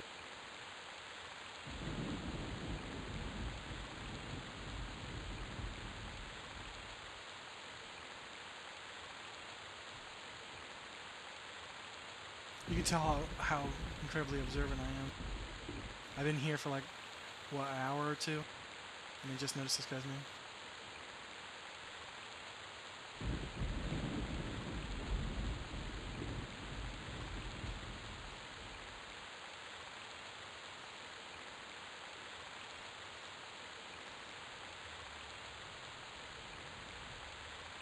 Okay, yeah, so 2 hours. See? That's how observant I am. I forgot that I could just look to see how long I've been streaming. Because I started this stream like as soon as I got in here. Turns out people want to watch me do stuff in Unrest. It's more popular than raiding planes. Or that just may be the time though. But for like almost 4 o'clock in the morning, having 4 or 5 watchers compared to like Hill Giants at prime time and no one gives a shit. But I wouldn't either because it's boring. It's boring stuff. You gotta come for the conversation, not the content. I don't think this is any more exciting than killing Hill Giants personally. There you go. If he's leaving the weapons on there too, that's even better. Because then you're looking at like 5 plat per guard kill. And if he doesn't loot them at all, like just the raw plat, maybe 6, 7 plat per kill. It's no hill giant, but it adds up, especially at your level. You don't have to do nothing, just watch him kill. Kill some shit around the area. This way you're not too bored.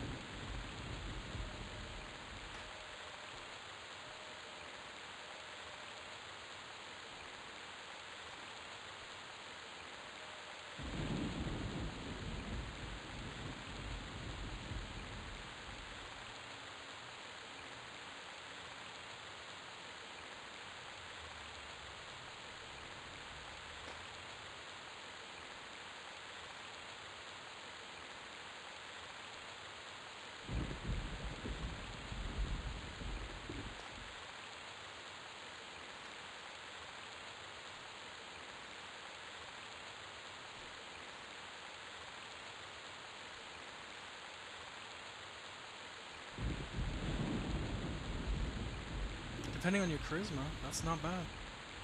You probably get at least 3, probably 4 platinum per sword. It should be up to 5 though. Like if you have good charisma, you can get like 5 or 6.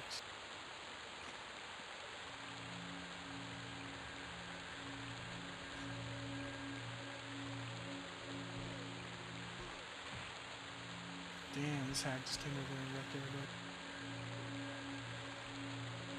And my clarity faded too. Sad. Oh, she roasted me too. Damn, what a bitch. She hit everybody with a, oh okay, point blank AoE.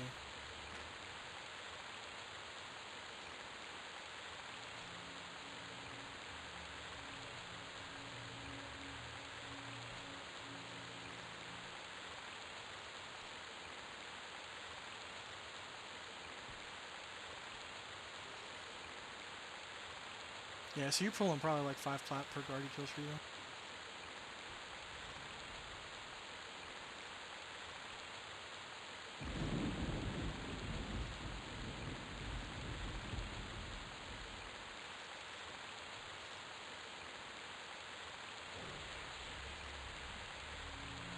Oh, this guy's gotta be a wizard.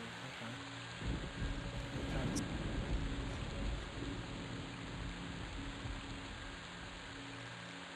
You know, even though if I don't level, I'm 80% into this level.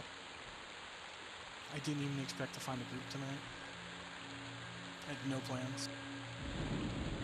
I'd be so close that tomorrow would just be like a focus on getting that 29 so I could those spell.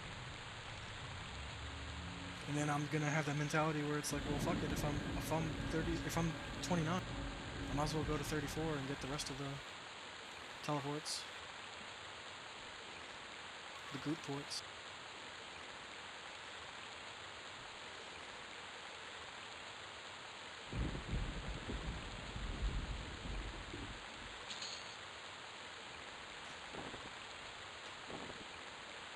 yeah, it had a mushroom.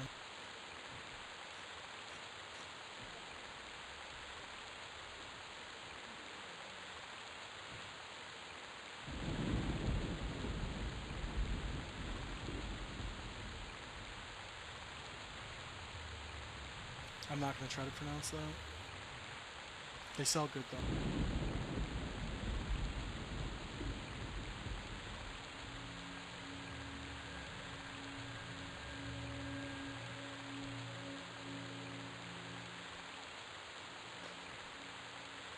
That's good plat, especially for no effort.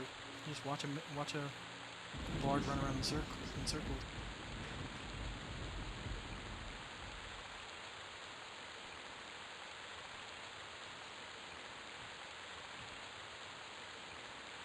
Yeah, sometimes the levels just don't come, like the EXP just doesn't come. Once you hit 6 or 7, you're probably going to want to go into Crushbone and find parties anyway.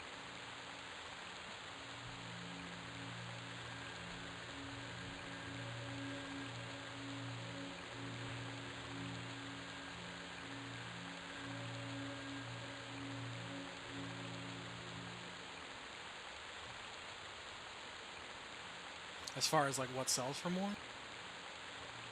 I have no idea. Use that auction site I sent you. Some runes are really rare, but some are just dog water and you just vendor them. It'd be better to just check on that earring, see how much it vendors for. Some earrings can sell for like 15 plat, but most of them are just like 1 or 2. Like statless earring. Oh, whatever. I guess that guy's still here with the clarity, because I got another clarity.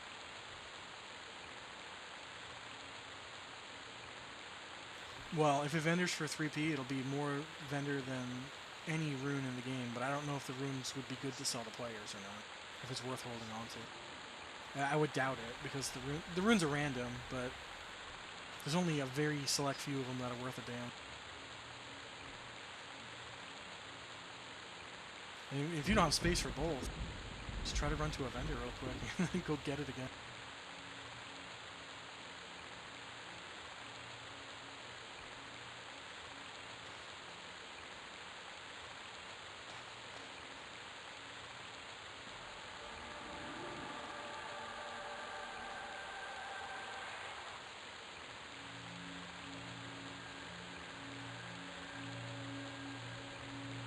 Runes have a use if you're a wizard, or if you know it's a rare rune for a wizard.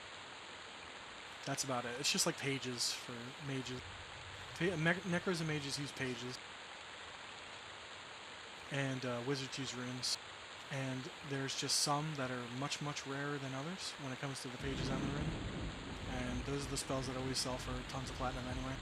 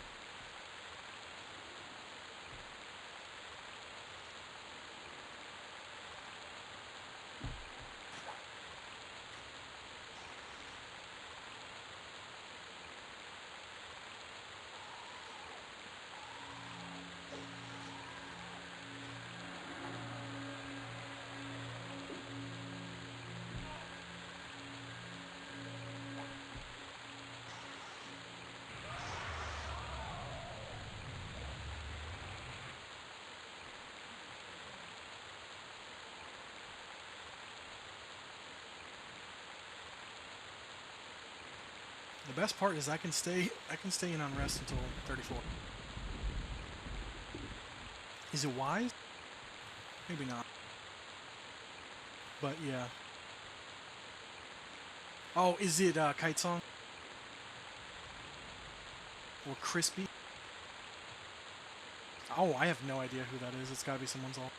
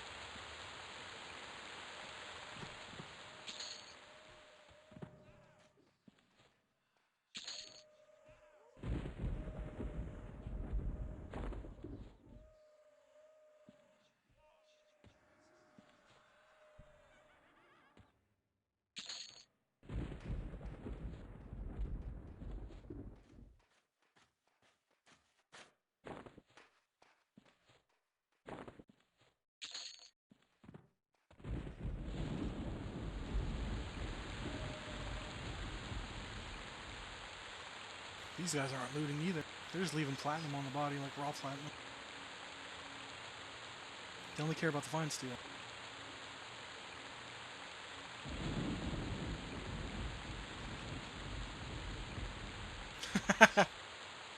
Yeah, they gotta be playing an alt. But yeah, that's what I do. That's what I'm famous for.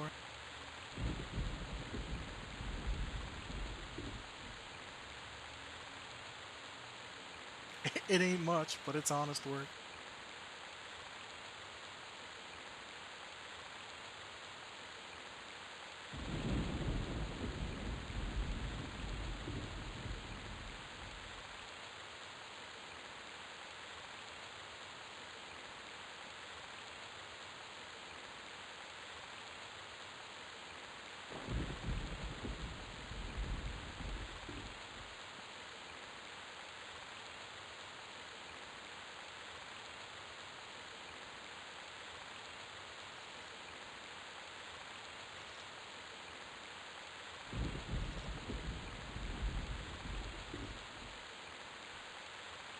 We're about to lose our other healer. And he's like, he's pulling the weight.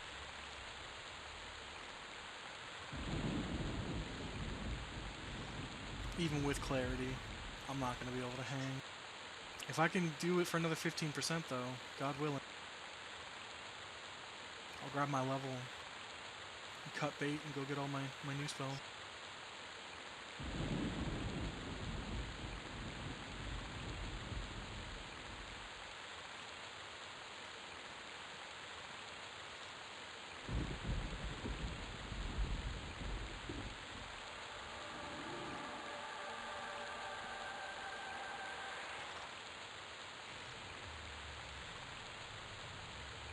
I remember asking my guild a couple weeks back. I said, hey, I got like a 40 necro, but I want to do like a bard or a druid so I can farm platinum. And they're like, every single one of them said, just play the damn necro. You can already kill hill giants. You don't need to do any more work. And I was like, no, I don't want to do that. But then I started doing it. It's so much better.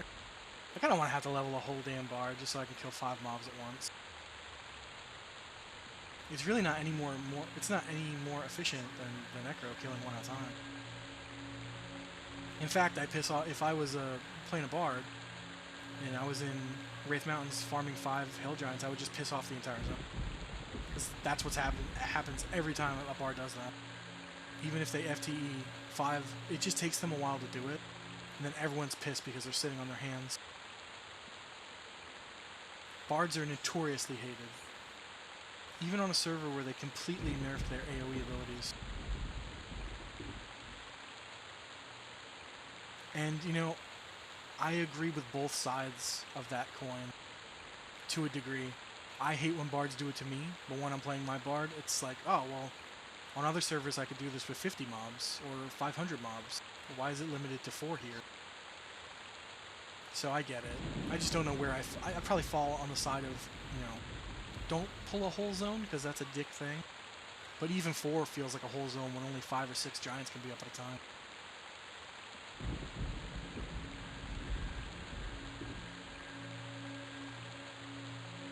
Everybody gets mad at bards because they could pull a couple of mobs, but no one gets mad at jewel crafters for having like 100k platinum and ruining parts of the economy. Yeah, they could pull dead zones, but in Classic there's just not enough content, which is why they got nerfed here so badly. You would be able to prevent dozens of players from actually leveling just by keeping a zone on lock.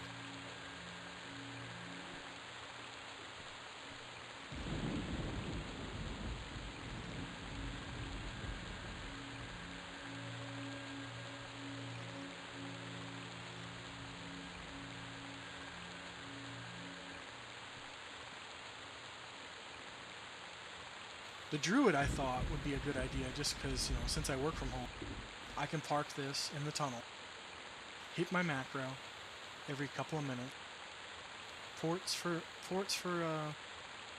donations. You don't have to donate. It's just a click. It's mana. It's no reagent. Just click. Sometimes people can pay a lot. I pay up to 50 platinum for a port if I need one badly, because of the way that it worked on like P99 was that you do 1 platinum per level. But that's a very established server that's been around for a long time. So when I tip 50 platinum on this server, the Druid's normally like, holy crap, thank you. Because they generally don't get tipped at all. And if they do, their highest donations are like 30 platinum or something. Which is still a fair amount. And I figured if I could just do that all day while I'm working, clicking a couple buttons, even if I make like 100 platinum, it's more than I would have made doing nothing. But then, I play the Necro for a few minutes, I'm like, oh wow, I just made 100 platinum and 2 kills. If I'm lucky. Last couple hours I've been playing the Necro, I've been getting a lot of those stingy giants that are like 1 or 2 platinum with no weapon.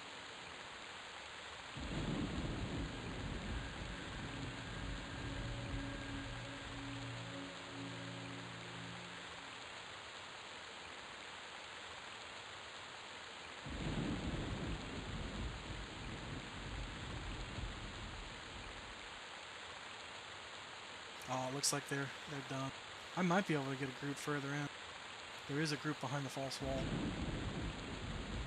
It'd be nice to keep it going just a little bit. It's 4 a.m. my time, but I'm so damn close.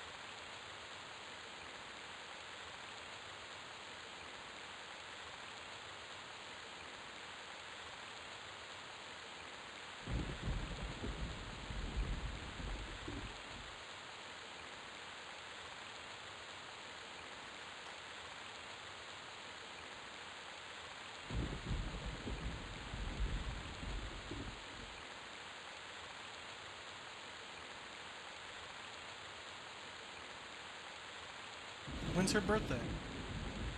Is it you don't have to say the exact date, but is it in a couple days? Or is it like tomorrow? Oh, tomorrow? That's awesome. How old is she turning?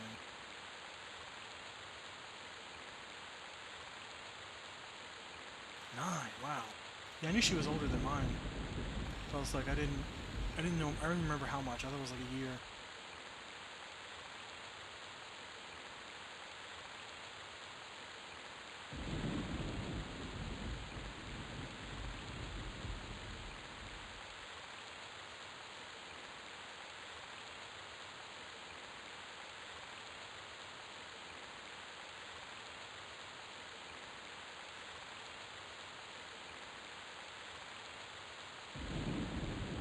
Something like that. She's gonna turn 8 in a couple months.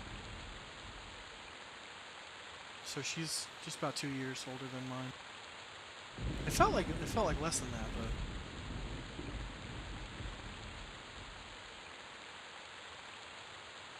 oh, they're done.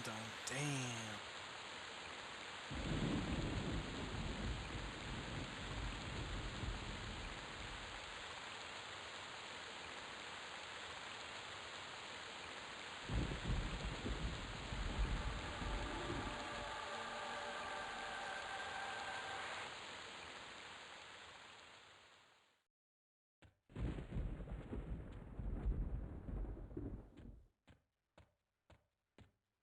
Oh, I never changed my lock macro on this tune. It's still posting lock. I gotta do that.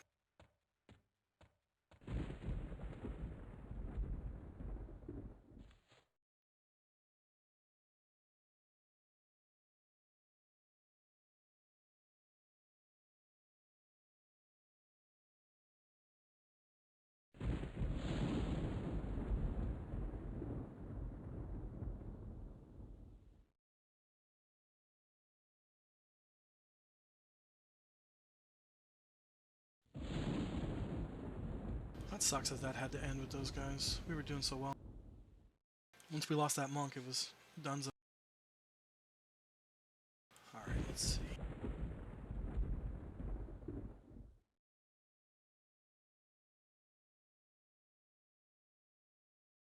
I'll be right back in 30 seconds.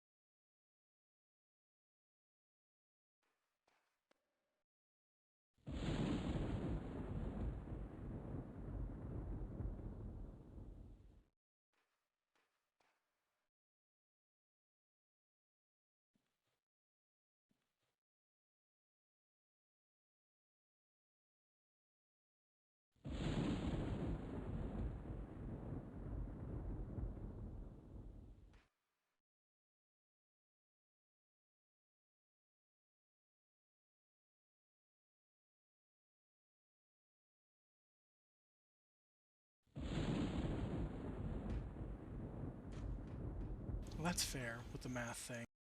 We all know how bad I am with math.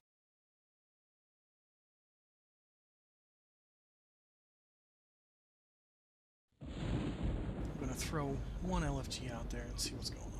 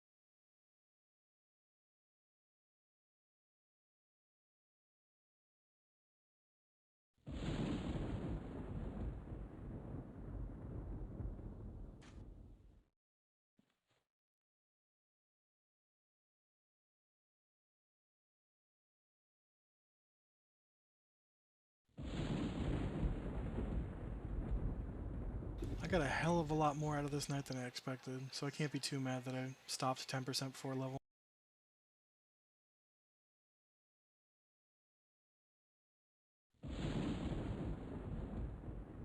On the plus side, if this is the end of my grouping for the night, I could still port around, pick up my spells, come back here, and be ready for when I do level. I have all that crap in my bag.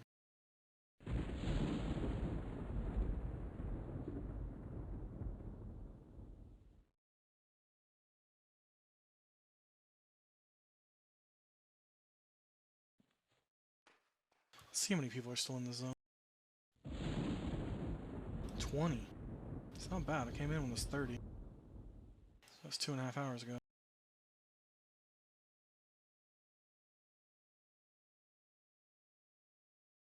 But I just know that that bottom basement group is full. It's probably going to stay full for a bit. So sitting here is probably going to be wasting my time. I might just have to go porting and buying some spells. Which I realize now, I don't have a ton of platinum, and some of those spells are expensive. Maybe that's why I had 700 platinum on this tune the other day. I'll buy what I can afford. Some big boy spells on this upcoming level.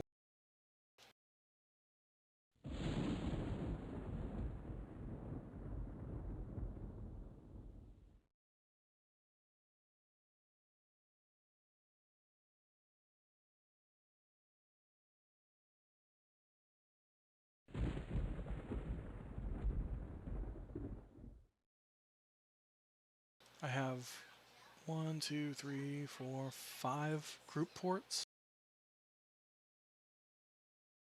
that I'm going to have to go pick up, but 4 of them are in Toxila, which is fine because I think I can self-port there. A really good nuke that comes from Steamfont Mountains. Counteract disease and poison, which are amazing.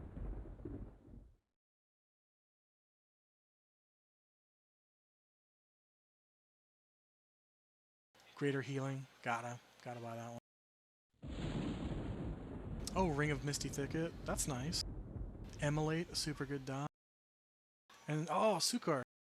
I get my first Sukar. It's East Canara.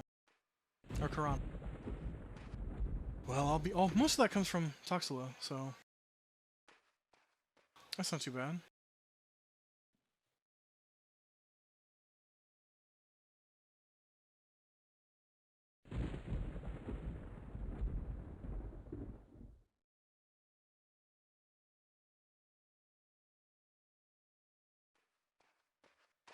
Yeah, I'm looking at my 29 spells.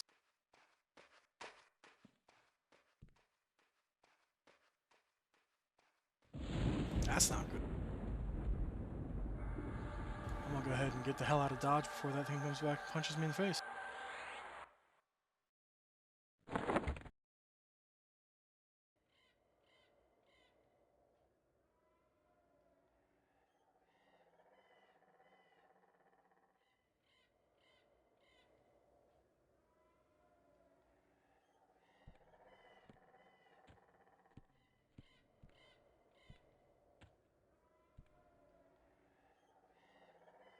Hey, homie. Let me get some spells and take all these stupid weapons.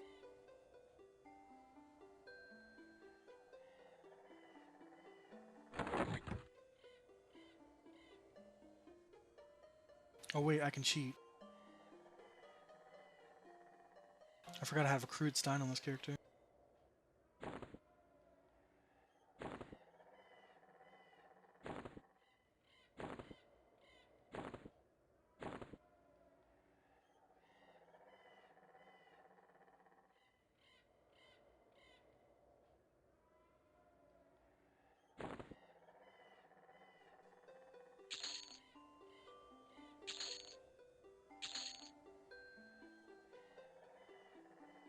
You know, I looted that fungus eye, thinking that I was playing my Necro, because it's part of the Harvester quest. No idea why I picked it up on my Druid.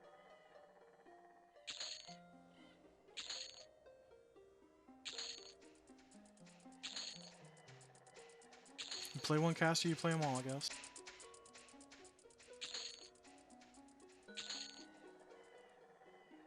Not terrible on the Platinum. First, I didn't go in there for Platinum. But it's nice to get a little bit.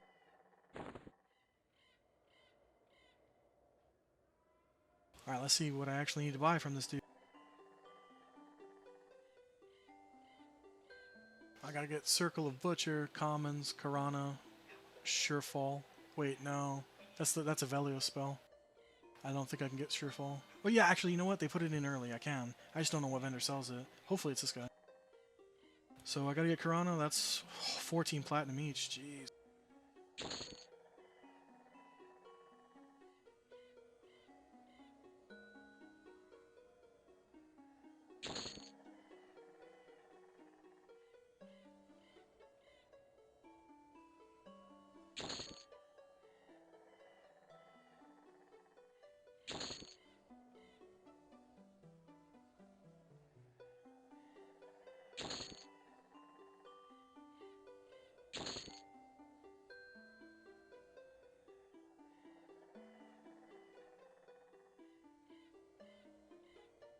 Oh, I'm buying some of my 34 spells like an idiot. That's what happens when you do this at 4 o'clock in the morning. I mean, I need these, so it's not like a big loss.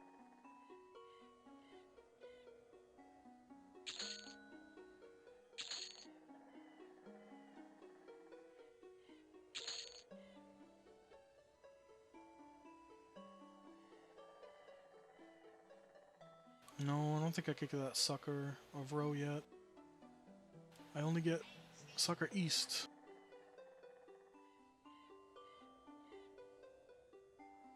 Are their own... The hell am I looking at? Oh, suckers for different zones. Right, yeah. I can only get the first one, and that is sold in here. Karana. No, Toxuli. It's called Sucker North. But oh, that one's Sucker North, but I need to buy Sucker East.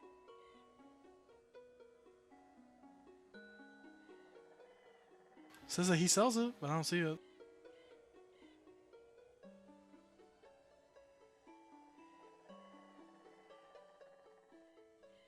Yeah, it says he's supposed to sell it. Maybe I missed it.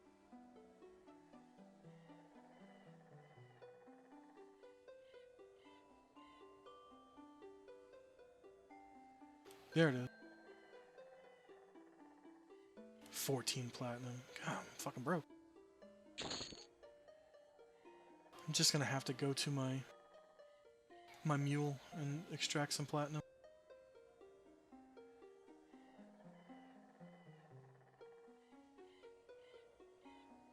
That's it for him, though. Where do I gotta go next? I really want my heal spell. But I could buy that at like... I should buy those from the vendor last, and it has to. I'm trying to get them all at the same vendor. Let me go to West Commonlands, and I'll pick up the Ring of Misty. Oh, but that's a ring. That's a self-port. It's not that important. The hell do I gotta go to Misty for by myself? Nothing. What's going on, Moot Crescent? I'm just finishing up a little leveling sesh on my Druid. I was just in unrest for a couple of hours. I hit 28, almost 29. Almost at that point. I'm just decided I'm going to go buy my spells now.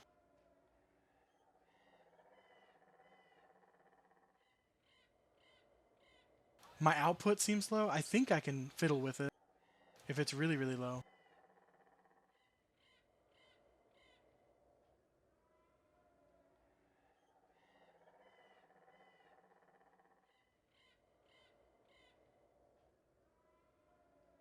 I turned it up half a decibel.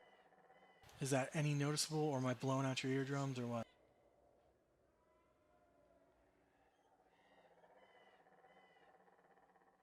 Not much. Okay, let me crank it up a little bit more.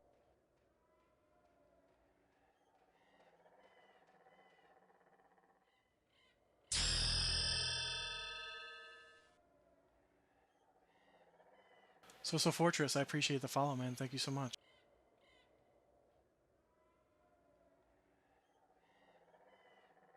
I got this cranked up 2 decibel.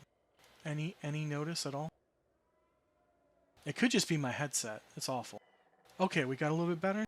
It's not too loud, right?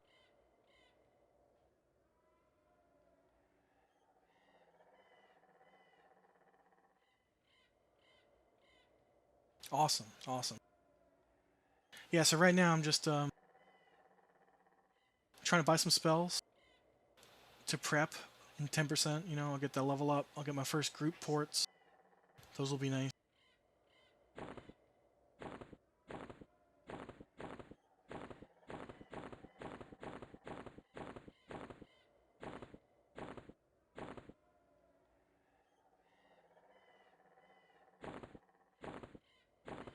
Only issue I've run into is I'm pretty much out of money on this tune, so I'm going to have to go log into my Mule account and travel over there and pull some plat.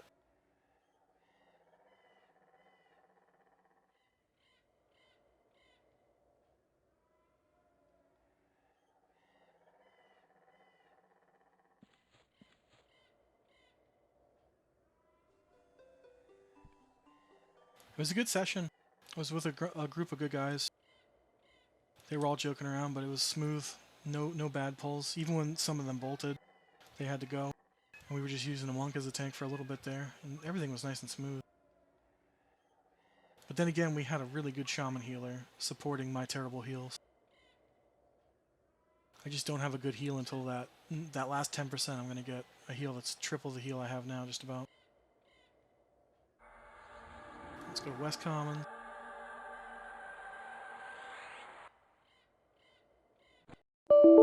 No.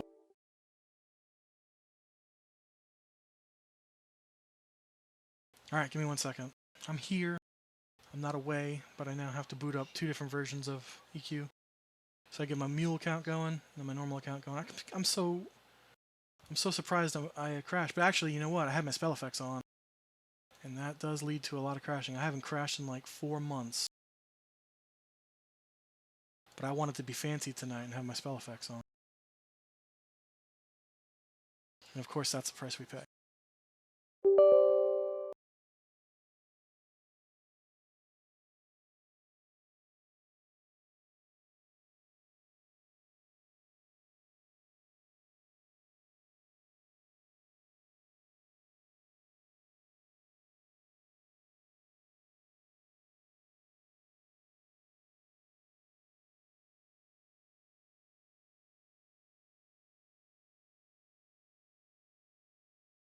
I'm actually here, just booting up these 2 instances, hiding my account details the best I can.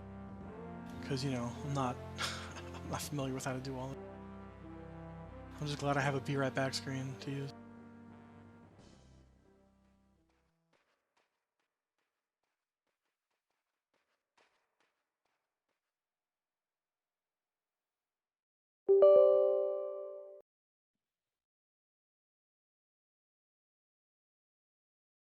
Alright, we got Muley logged in.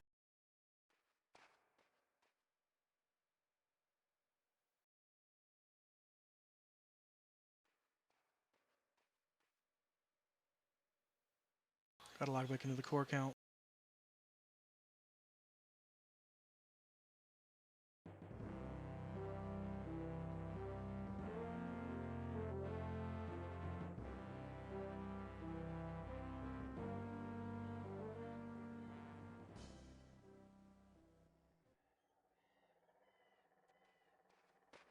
And we're back.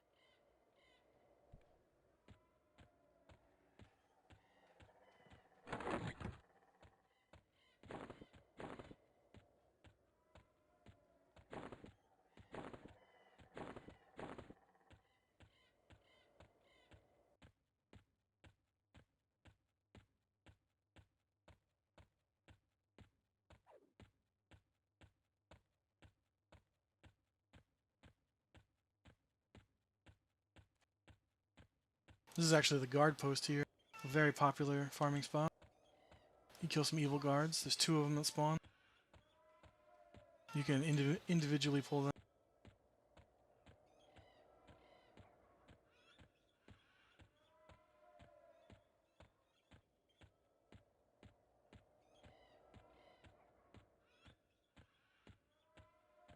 It's really good for like early 30.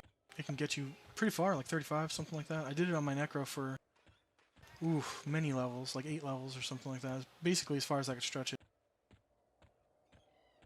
And that's why Paladins love my Necro. Unintentional.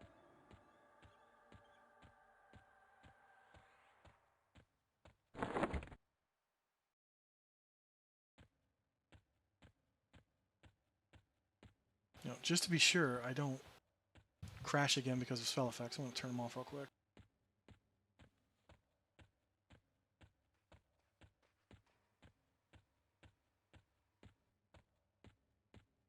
Alright, took care of that.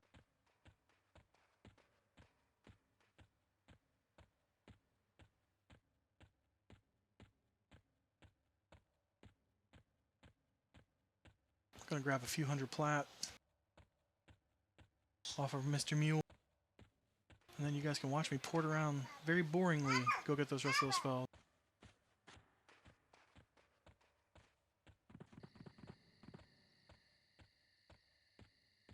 I'm glad the decibel thing worked. I could always crank it up more if I'm really whispering. My toddler decided to wake up at 4:30, so it looks like I'm not even ready for bed anytime soon.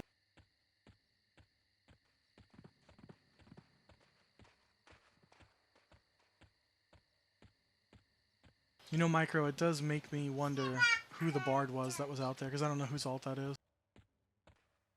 But they obviously raid with the raid force if they know that I'm a death touch eater.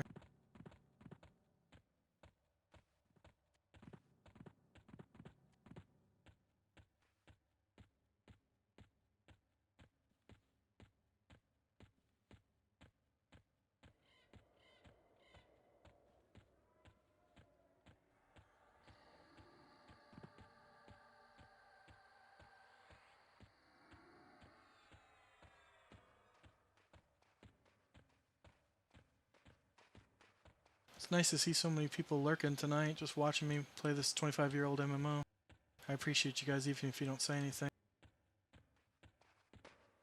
I suppose at this hour there's not a lot of people to watch who are playing Quarm. There may be a handful of us that are doing it right now. But you gotta play when you gotta play.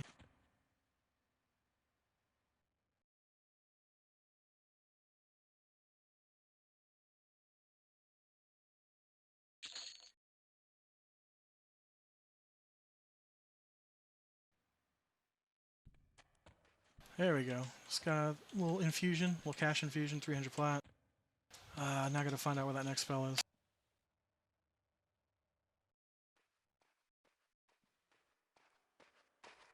There was one at Western Common, but it was Ring of Misty, and I don't want that right now. I gotta get Shield of Brambles. That's a good damage shield for my tank. And the heal. Let me go find out where those are. Probably in Kelithan or something. Or the tree. The Wood Elf City. Maybe Surefall. Maybe.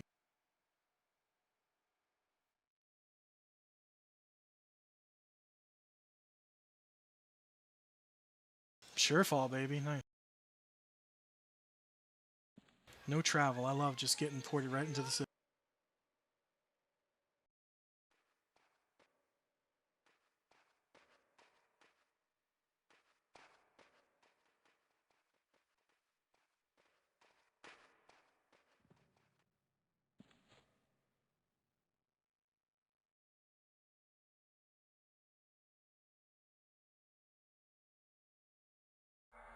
And away we go to Ranger Tent. The place where the legendary Death Toucher Thatch was born.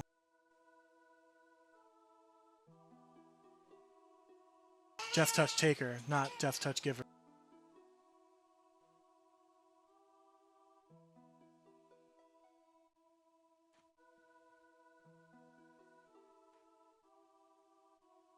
I am looking for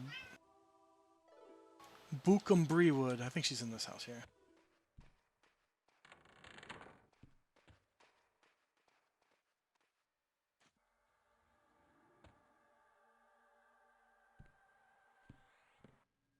She is not.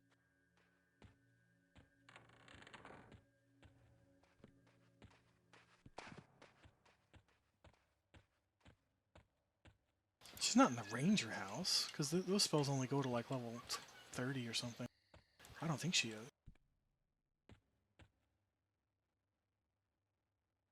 Oh, it's a dude.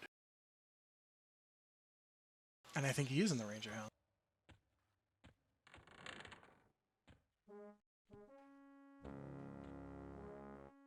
Bukum. Brother, I have come for spell.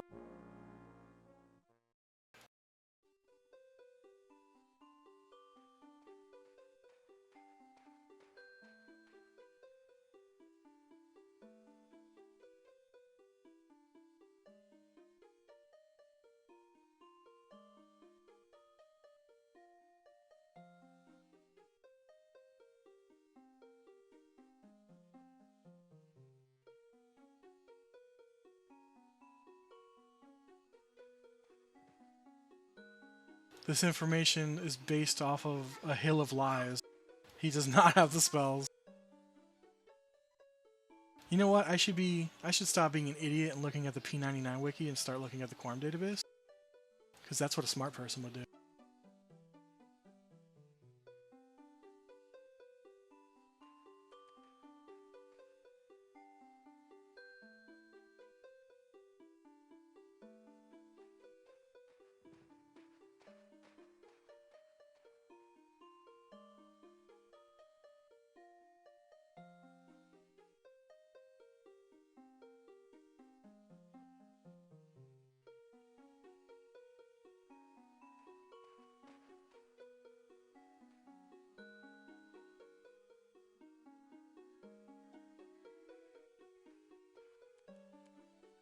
It's a Greater Fey Dark. Okay.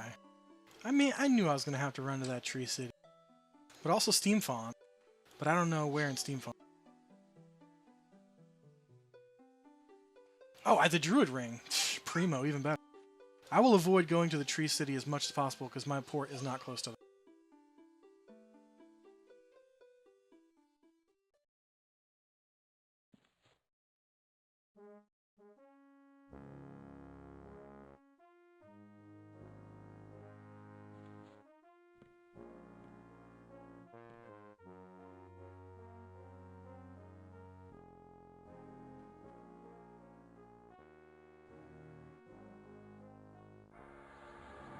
Alright, time to go to Gnome Land.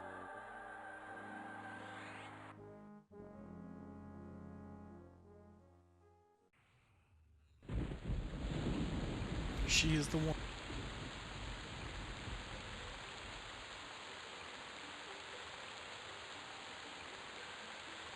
Pretty sure Emulate was one of those ones I needed too.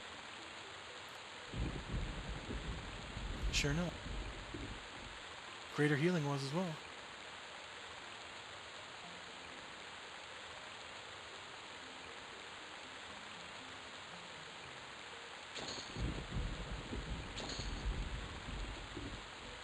Yeah, counteract, all this good stuff.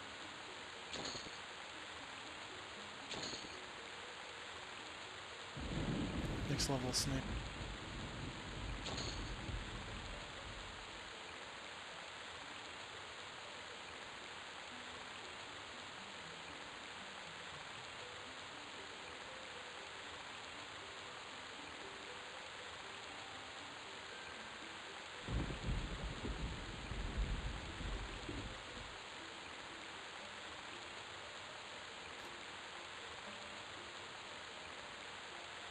I can skip Ramble Coat.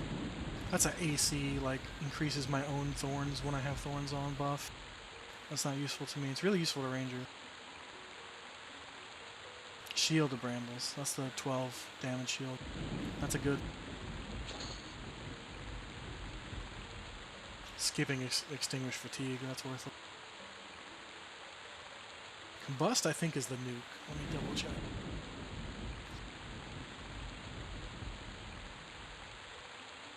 Yeah, that's the nuke.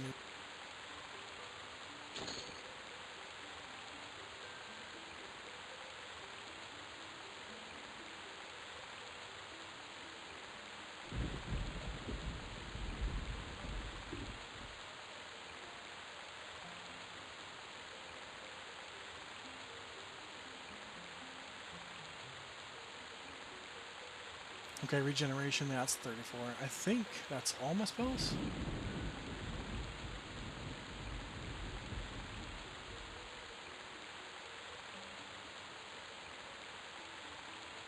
Oh, wait. Protection of Steel.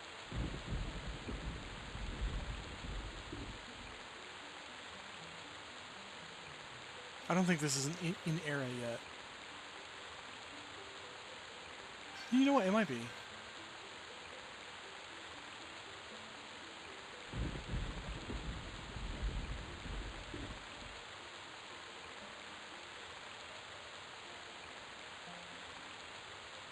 No, it's not in-game.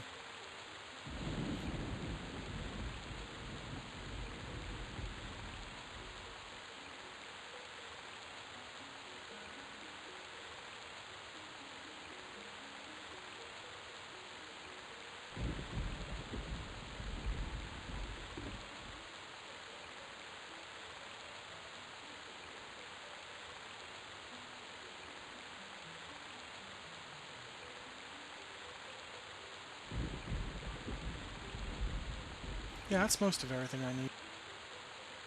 That's the really important stuff.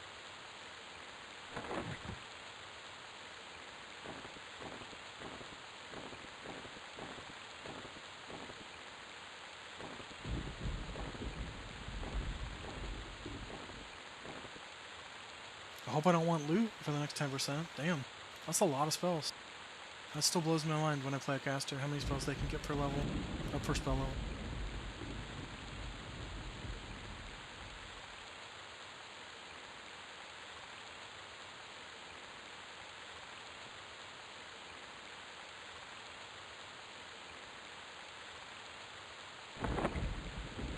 Well, since my baby is up, I cannot go to sleep, because I have to make sure that she doesn't unalive herself.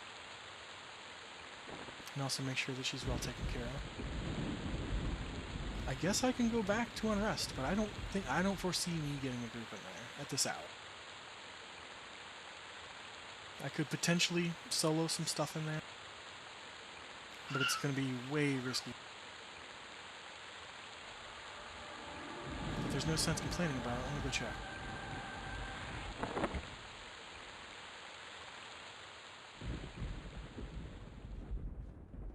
Gotta respect the ability to just go wherever you want when you're on a druid.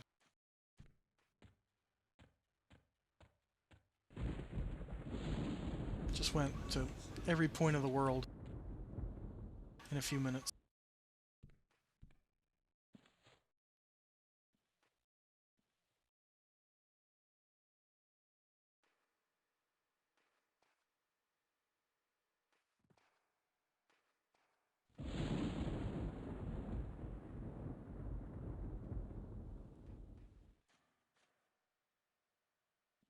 Oh yeah, now I'm going to hear footsteps because my mule account is still logged in.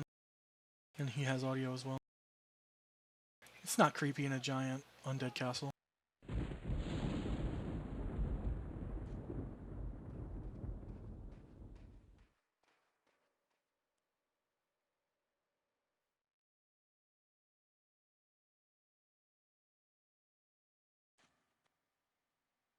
Everything's going to be green until I get in there. I may even have to go to the basement to pull something.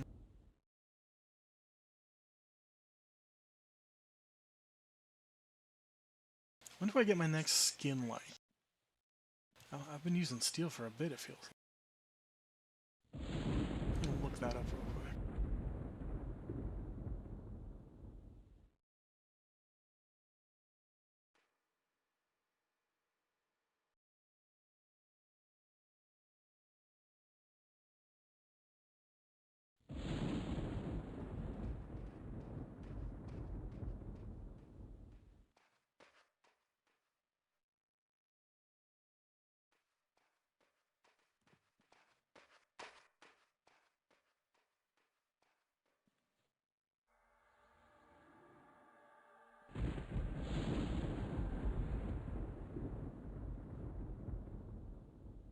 Look at that, 39 for skin like diamond, damn.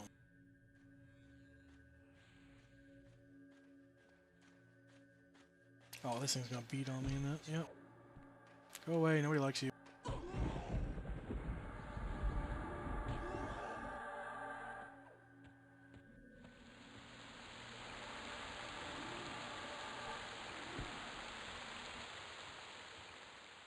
Man, I don't even have my nuke set up for this.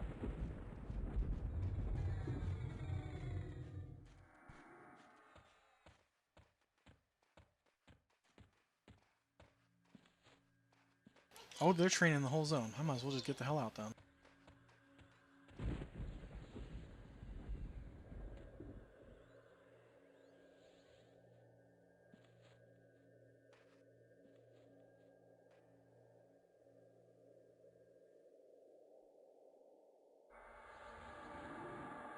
This guy asked for a sow earlier. I figure he's probably due for another.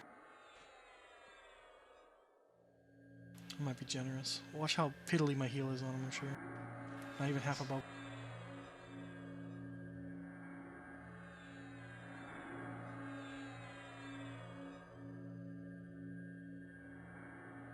I'll always help a ranger out. When you see him there, struggle bus him.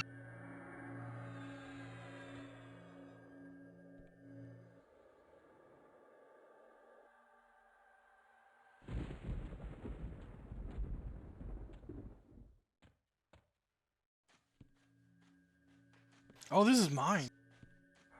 This is the thing I just snared and put a dot on her. I might as well finish the job.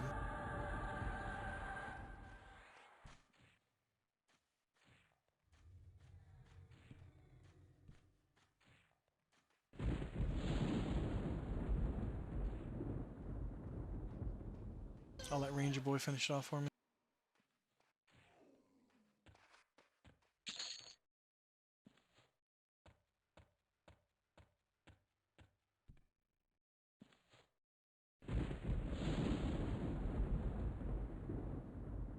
Try to get a little this mana back. Then I'll go downstairs to the bad touch area. I should rebuff too.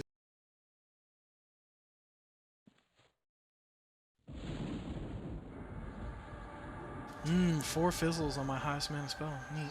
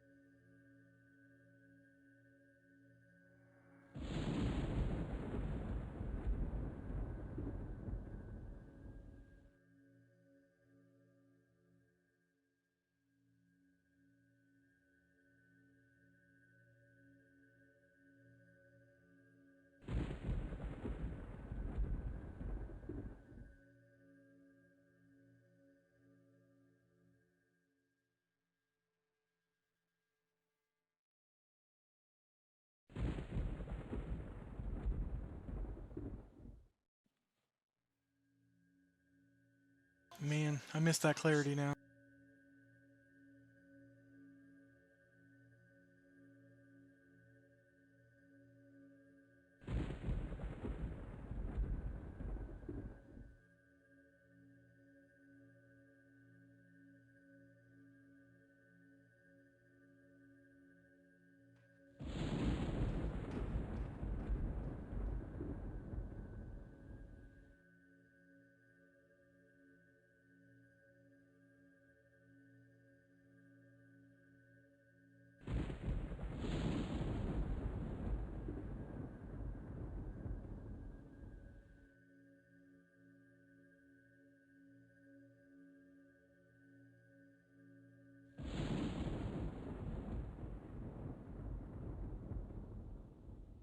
Well, that's peculiar. If I have my mule account on at the same time as my core account, my chat blur doesn't work. Good thing there were no guild secrets being discussed.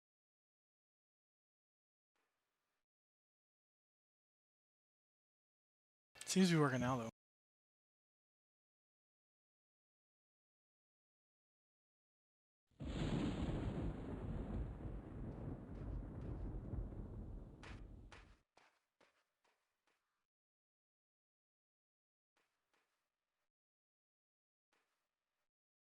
I certainly hate sitting around waiting for a group to form.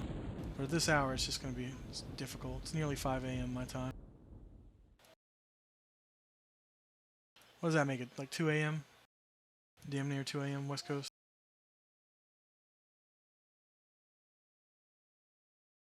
There seems to be a lot more West Coast people on Quarm, and a lot of Canadians. Canadians love themselves some EQ.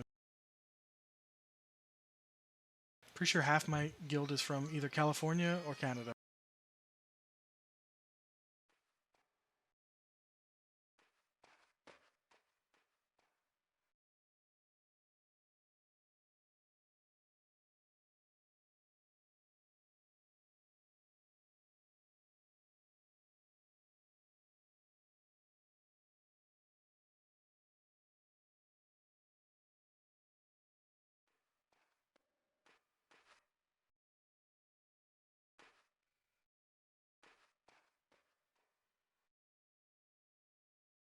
Alright, let's go see if I can pull something. If I go to the basement, it's gonna be a double pull, and I don't want to do that. Maybe I can go around back, upstairs. But there's probably a fireplace group. What the hell is happening over there? Oh, okay, he's got a little train going.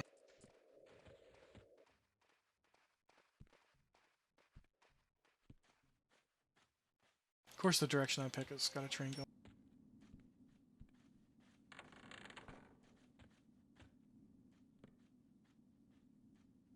I ain't doing no light blue. What a waste of mana.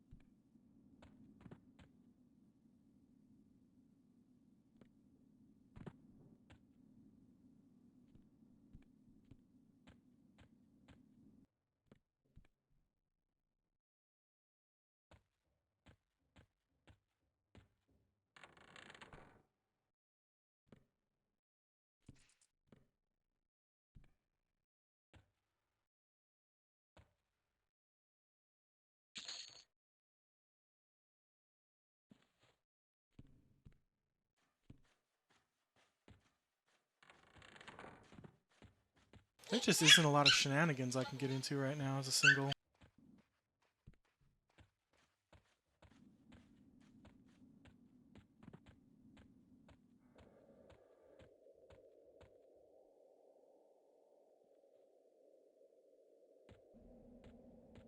I'd love a group for 30 minutes.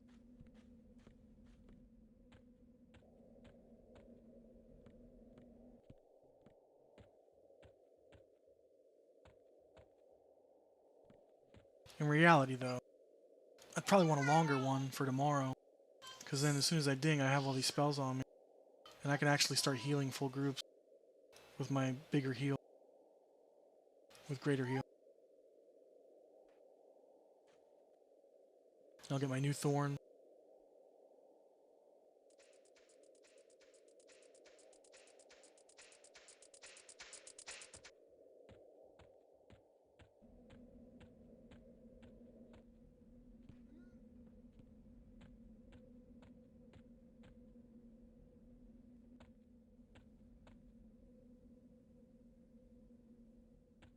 All I can do is beg, and it hurts. How do I ever expect to produce breathtaking content when I can't get a group?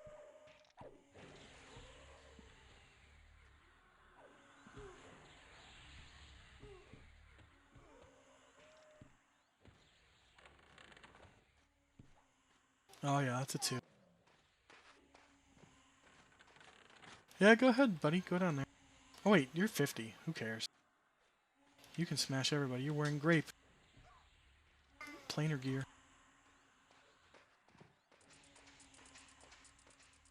Reverend Lovejoy.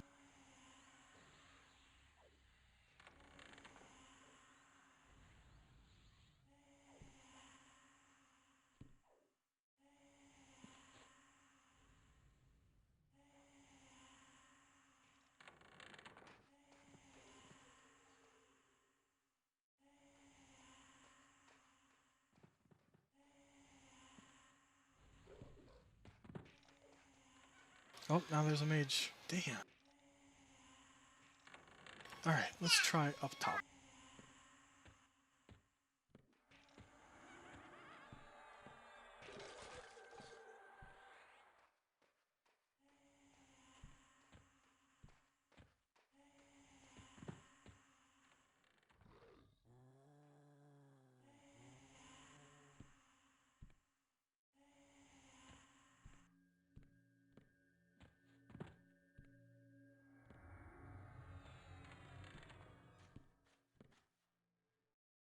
Oh, that monk scared the shit out of me.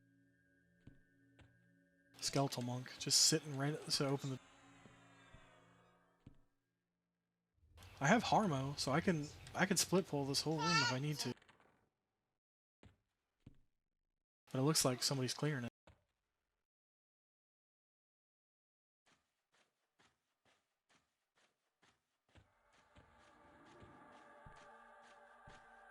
Ah, it's this... That's another mage. I'm not gonna open the door right on her face. Oh, she's doing... I can't do hags. They'll nuke me to oblivion.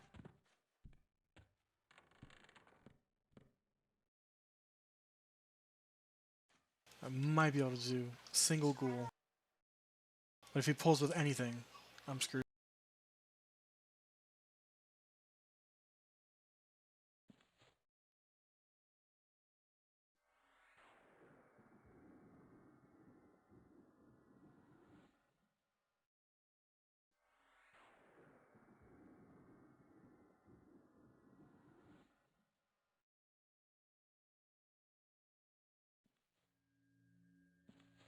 Let's try to harm him.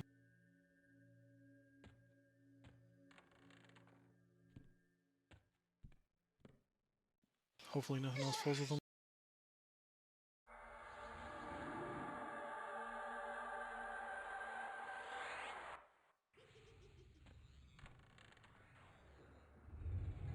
Let's be stupid.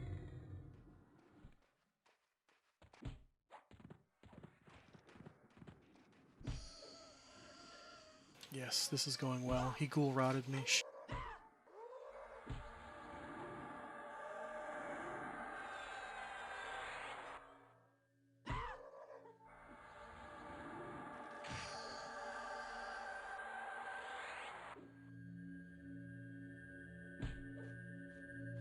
Might be able to get off a heal while this is going on.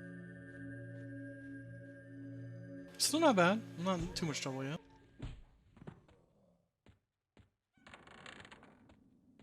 Oh, he's fucked down. Where the hell is he? Oh, I fucking rooted him. I'm an idiot. I just ran because I was scared. Hi, friend.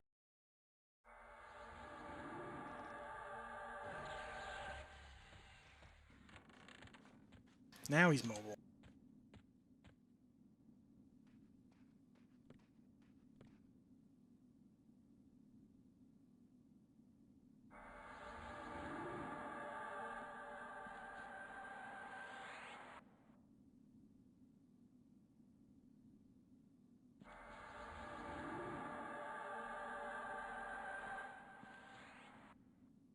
I wonder if the rest of the stuff will social.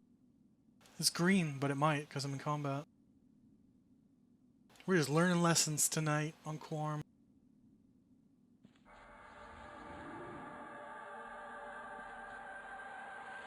I'm surprised I didn't break his roots. 2 dizzying wins. There he goes. Come on, Big Papa.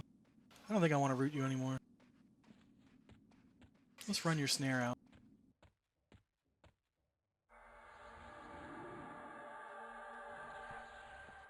You're a hell of a lot slower now, but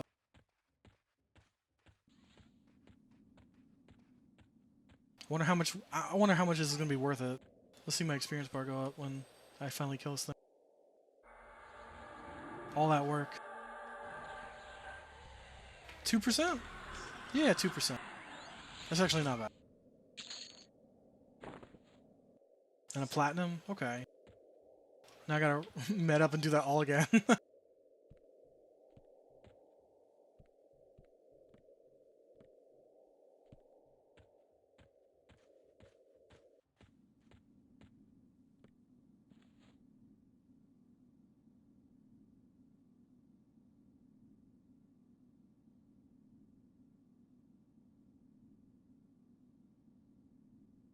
I just gotta do that 5 more times.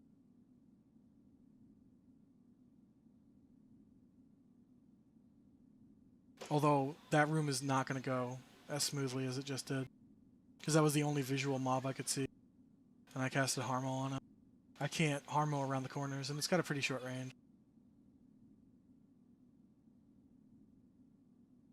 But now that I think about it, I could probably Harmo the 2 at the bottom of the stairs into the basement and get single pulls. But there's a lot of target fuckery down there.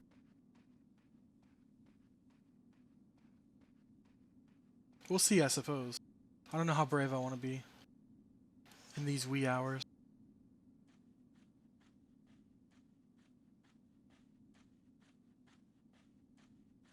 No, I don't know what that is because you're a bot.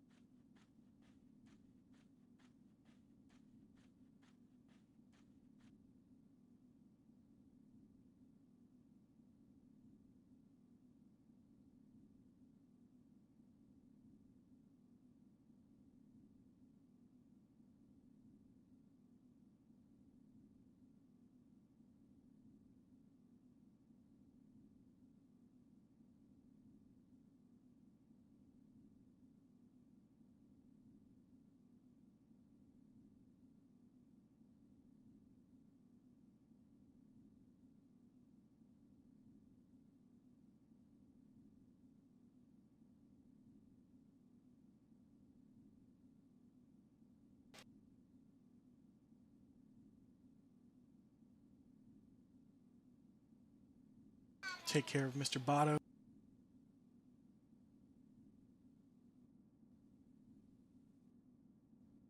While I wait for this glorious mana to refill.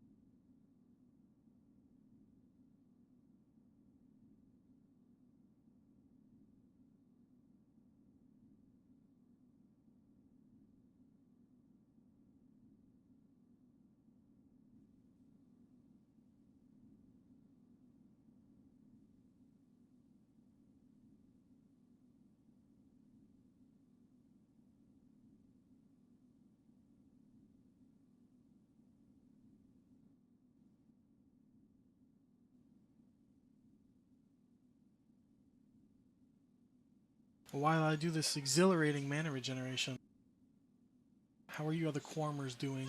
If you are Quarmer, you could be P99 peeps. I have no hate. You can be TLP peeps.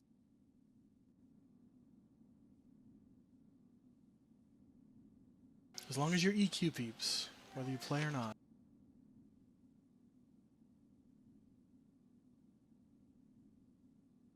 I just realized I could levy on the roof and pull from the room that's up there. But it would appear that somebody's already doing that up there.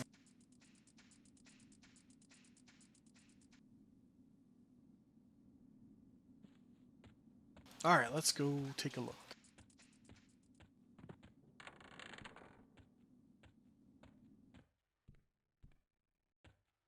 Of course we're going to peek upstairs.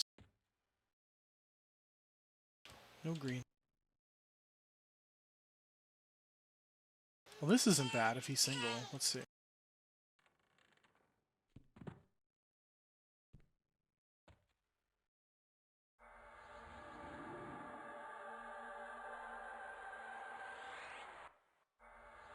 I hope you're single, buddy. Yeah, look at that.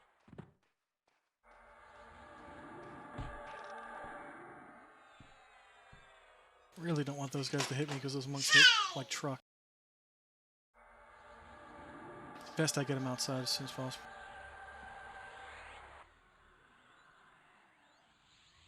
I do have a regular nuke that doesn't have a cooldown, but it's not as efficient as Dizzying Wind.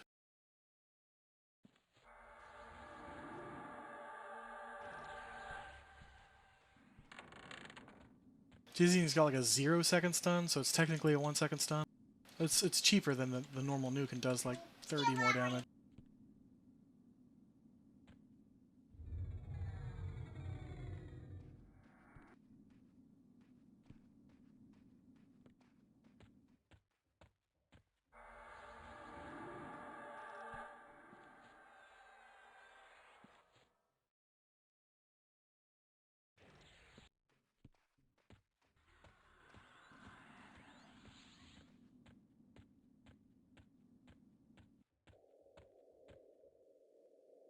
It's probably really exciting to watch me play a Druid very badly. But I'm not dying, so I can't be like the worst Druid ever. Yet. Yet.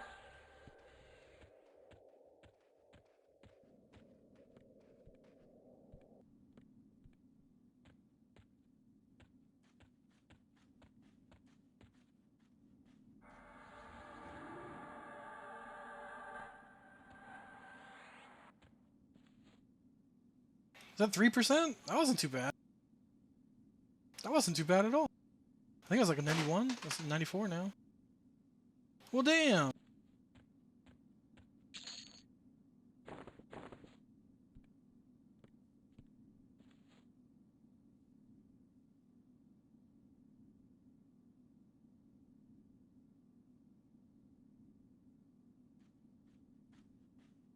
I'm surprised I'm still seeing dark blues and...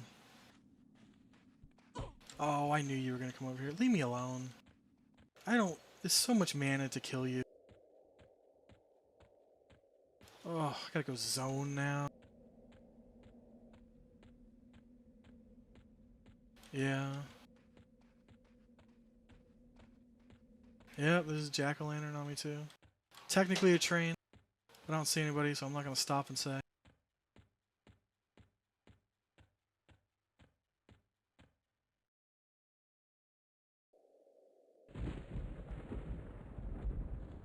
Might as well med where it's safe.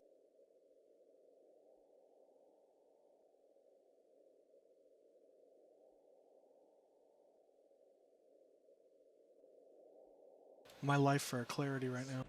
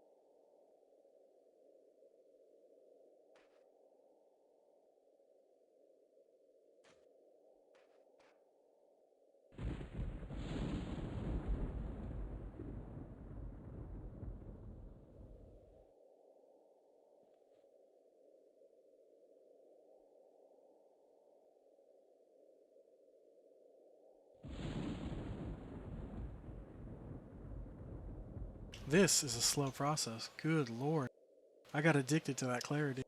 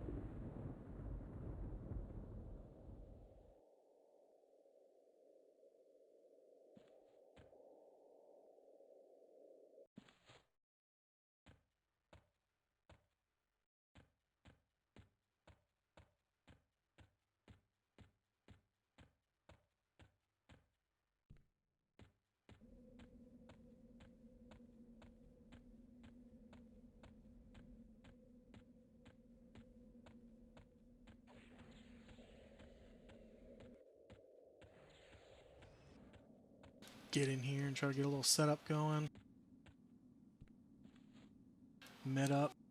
Go back upstairs and see what I can't drag around.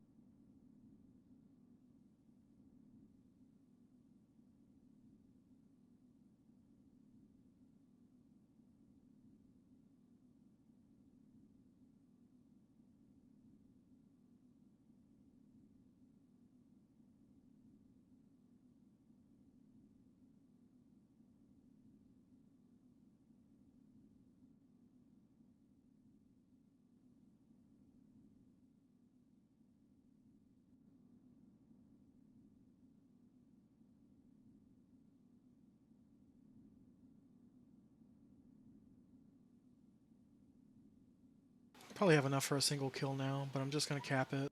Cap the mana. Just in case I screw up, which I like to do.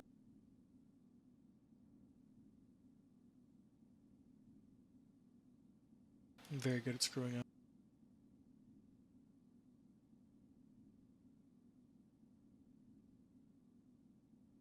5 a.m. Druid shenanigans. Trying to get that last 10% experience. Now it's 6%. If I can get another 2 more of those 3%ers, it'd be nice.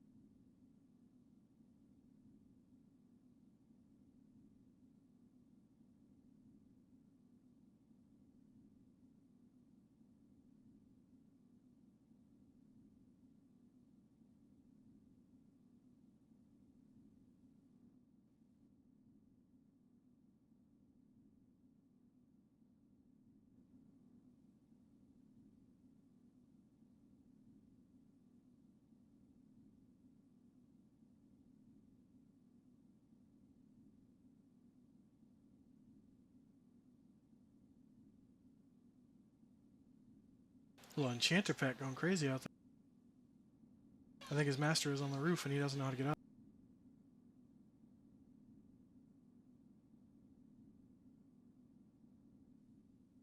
I like that the pets are 0 threat. If they didn't engage in a mob, they can walk right by them, which is really nice. It's better than dragging a whole zone because they all see it.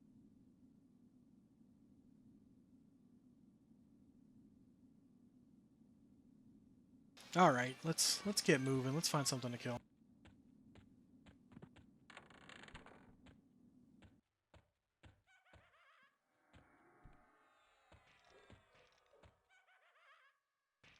Oh, looks like someone's in fireplace right now.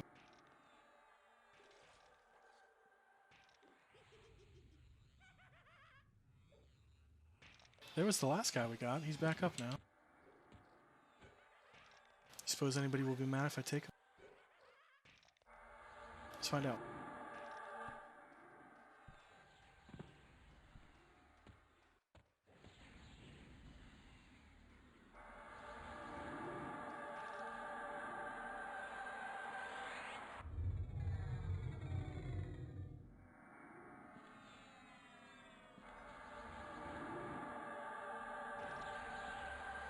I love it when my direct damage doesn't break the root. So much more neater.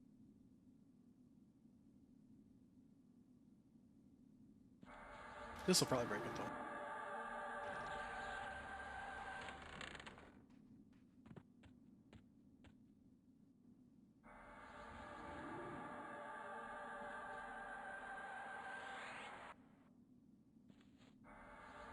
Those fizzles did not help.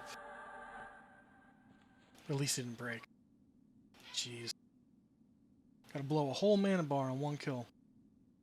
My mana regen sucks. I'm gonna have to rebuff before the next kill too. That's gonna kill a bunch of mana. I'll probably just leave skin off. All I need is Sal. If I'm getting hit, I'm doing it wrong anyway.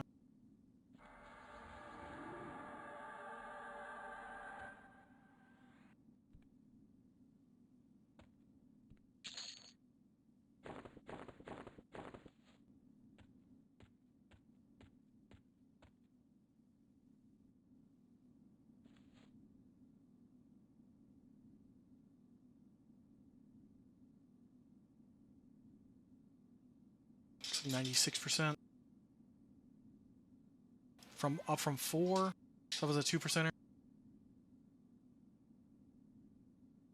Could very well hit it for the next kill.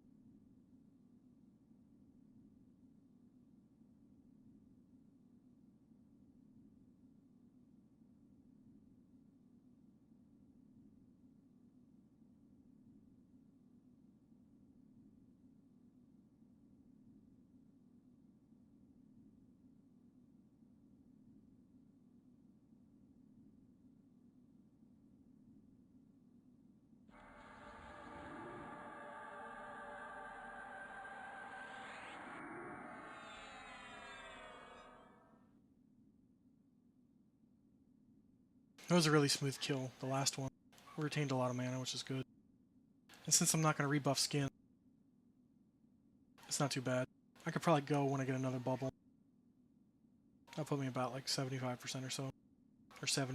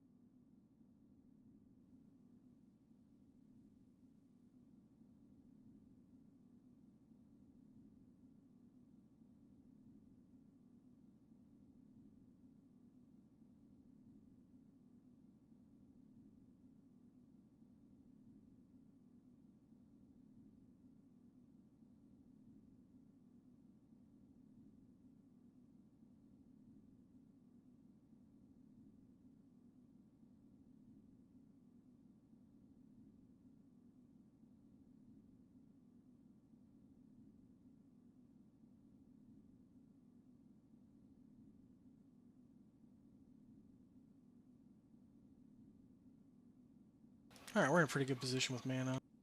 Let's see what scraps we can eat inside this building.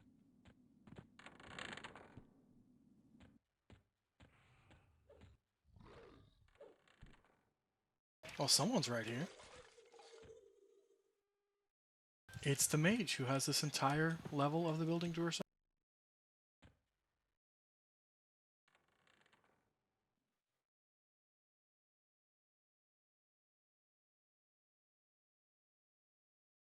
I really don't dare venture too forth further, because I could easily get my ass whooped here.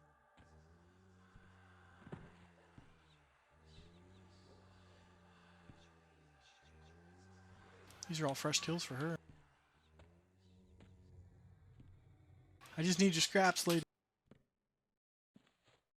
I know a monk is going to spawn right here soon. Right on the fireplace.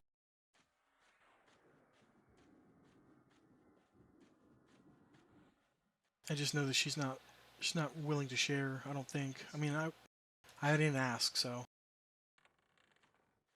But right now she's clearing 3 camps. Technically open zone. It's just FTE, it's not camp calls. It wouldn't make me the biggest dick in the world to take one mob.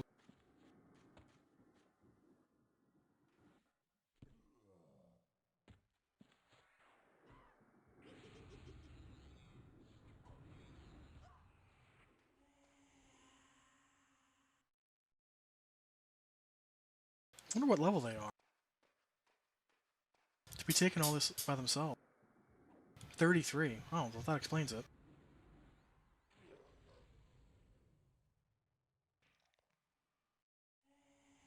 I can't imagine this stuff even being light blue for a 33. They're certainly chewing through it like it's nothing.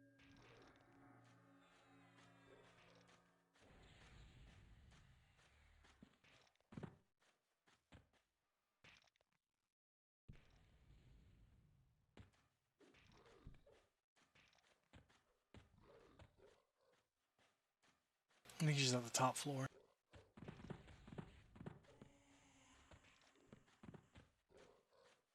I ain't trying to be greedy. I just want this one monk that's going to spawn here. Can't handle any hags or anything like that myself anyway.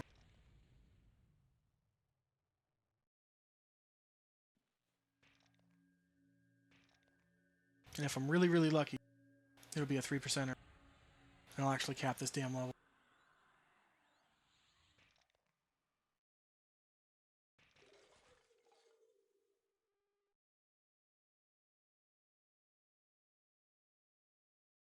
I'll probably call it a night after that too. I'm not going to make you guys watch me mem spells that take forever. That would be quite silly.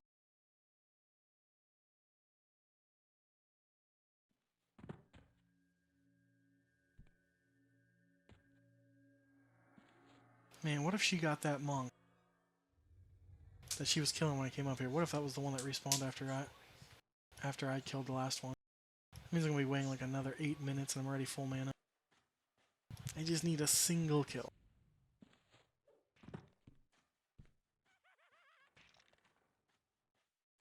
That works. Barbed Bone? They don't cast, I don't think.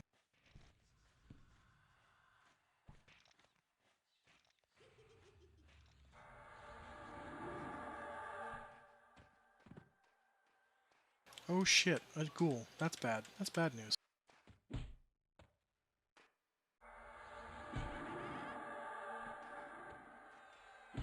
Oh, he resisted it too? Shit on me.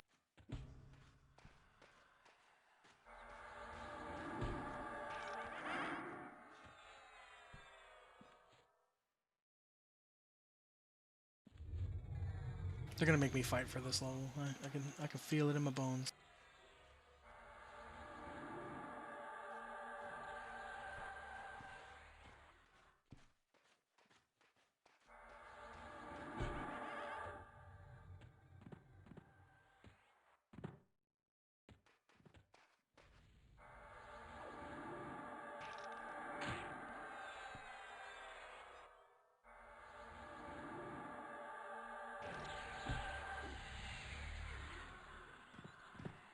Gotta do what I gotta do. If I gotta root the ghoul, I'll root him. Oh, he's not coming. Oh, excellent. That lucked out. I got lucked out on that.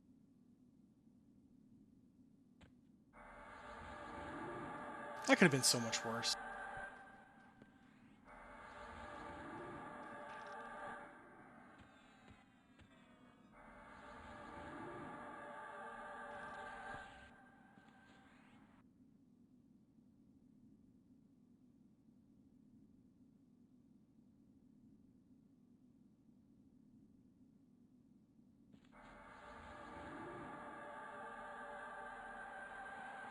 Oh, that's bad touch, you know, when he resists. I don't want him to regen out of this, so I'm gonna redot. He's probably gonna break on this. Yeah, I figured. That's okay, I didn't want him where he was at. Oh, is my snare almost off? It's gotta be. I'll just reapply snare. Shit. That's all I need.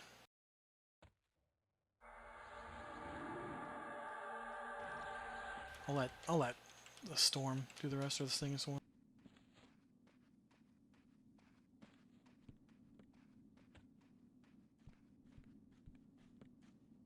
hurry up. Oh my god, I'm 99.9%.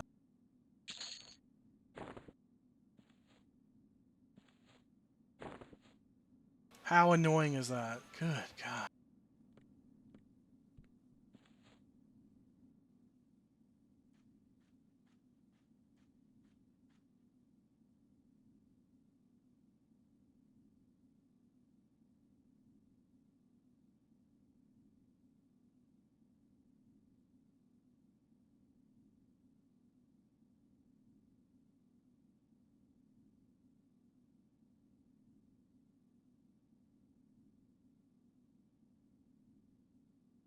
I mean, look at that. Look, the blue bar can't go over anymore. 99.9% of my level.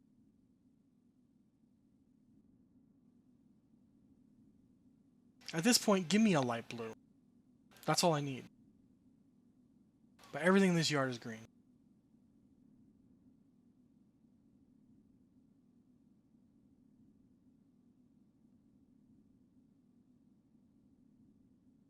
That is beyond frustrating.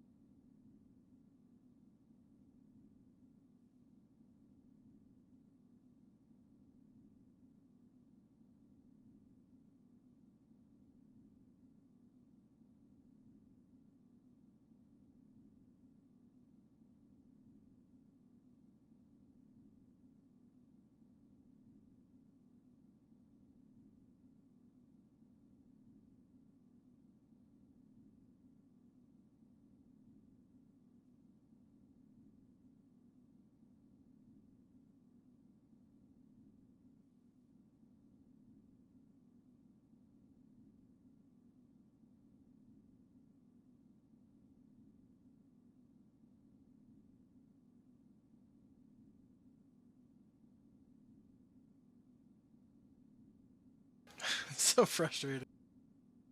99.9% into this level.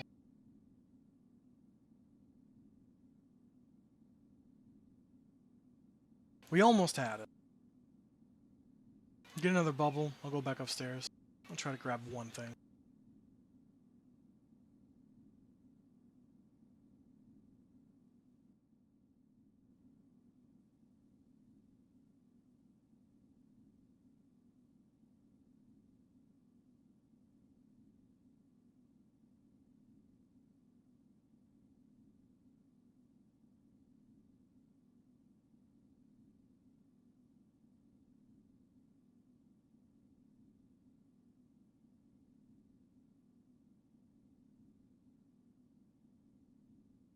I've been streaming here for a couple hours and I just realized I don't think there's any music. Just the sound of it, just the howling wind. But that's really low because I have the sound file that makes it lower.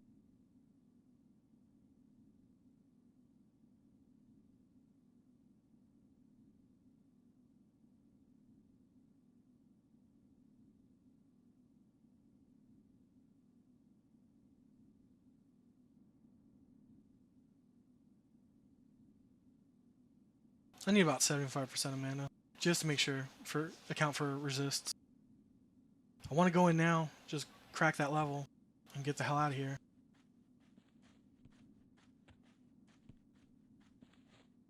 But I don't want to be unsafe. Too close to taste failure at this point. Too close to success.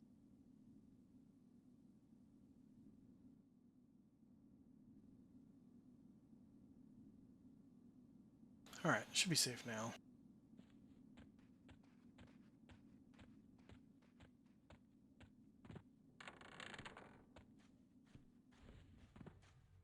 don't know where that ghoul went, that path and ghoul.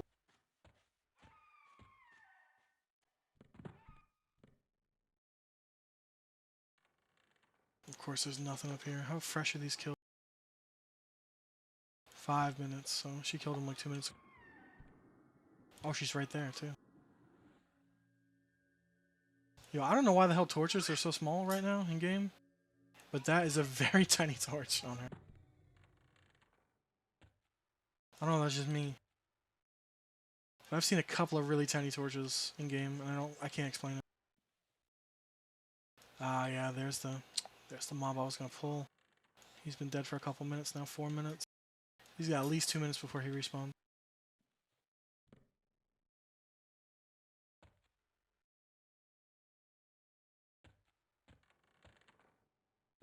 Well, if he's got 2 minutes, I might as well just cap up the rest of that mana. Make it nice and safe.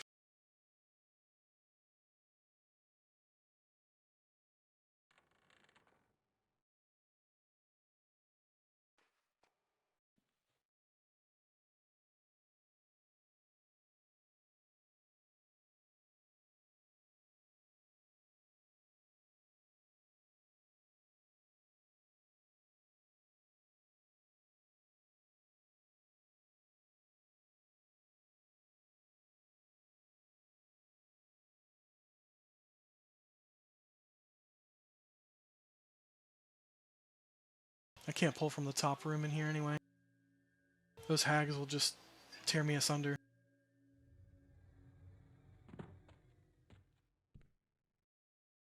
Nothing I can charm in here. Pretty much relegated to only melee skeleton.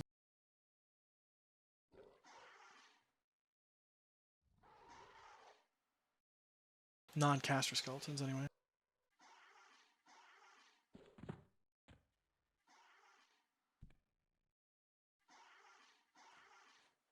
Gonna be soon, though.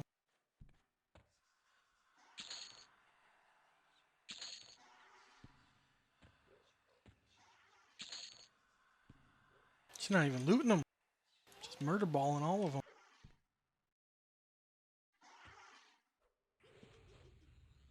It's sad.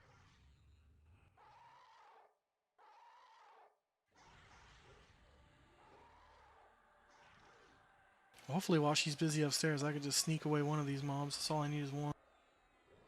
I do not want to split pull the basement.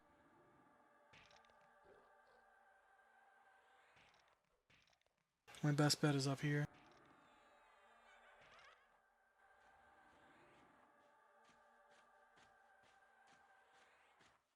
I'm not even taking chances either. As soon as I get this kill, ding, I'm gonna gate. Right to the start of the instant. Back out, start memming these stupid spells. I'll be like half of a real druid at that point, because I'll have half of my group fort. 34 is when they become real girls and boys. That and their usefulness peaks.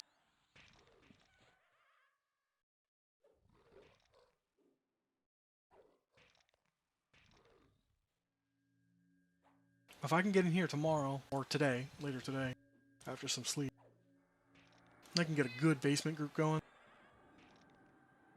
I could stay here till 34. Most people leave at 32. I don't mind staying till 34.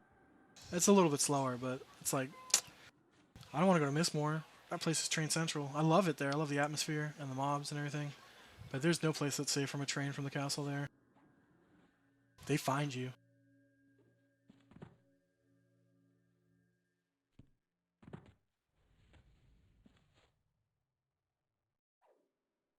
Any day now.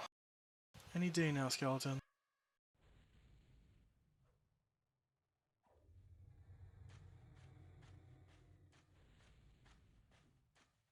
She's got this place on lock, man.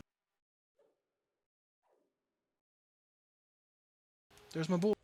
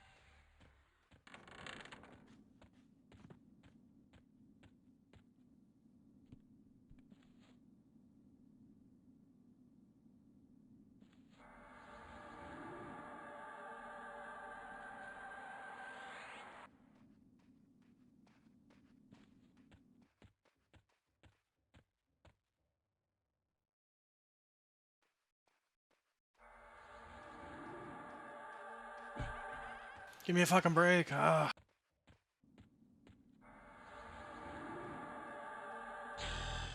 Final. And I got to hear the ding song. Yes.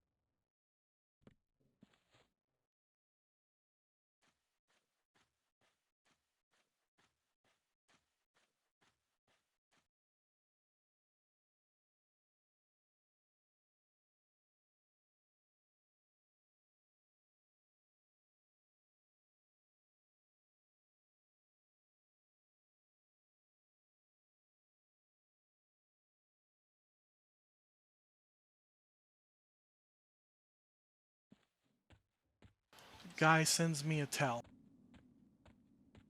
30 seconds before I level asking for a port. So I guess I'm going to do my first official group port. But I still need to mem the fucking spell.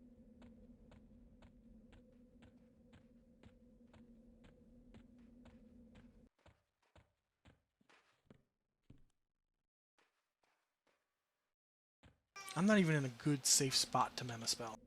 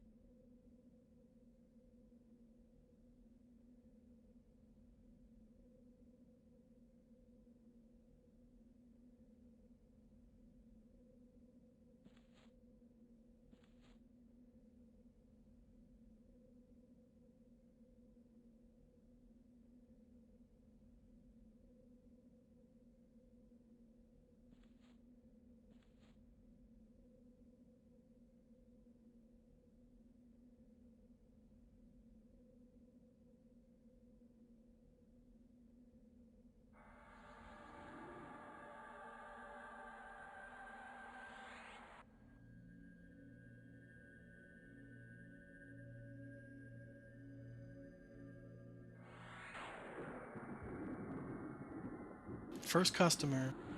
20 plat. Not bad at all.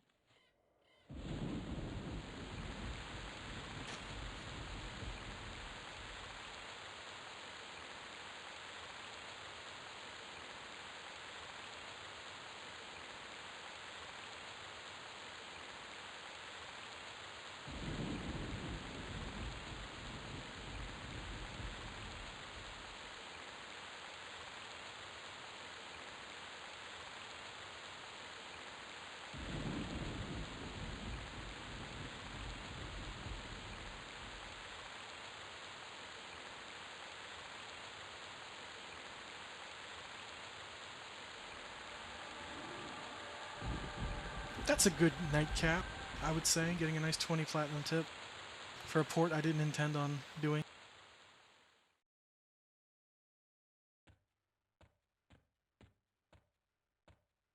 Go outside where it's safe and start memming up these spells. And we'll wind down this stream.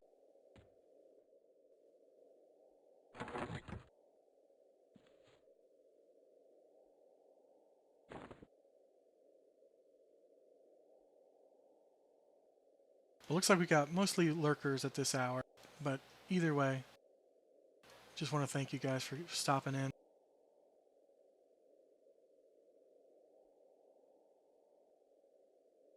Even watching, you know, Grim for the win. I like to do this Quarm stuff a lot, so I really appreciate you stopping in and just watching, chatting. Those of you who followed, I really appreciate that as well. And I'll catch you guys the next day. I'm going to try to stream definitely on Monday when we do some raids. But since this leveling stuff gets more views, you know, I'll try to incorporate a little bit of that more into my schedule as well. You guys have a great night, and thank you.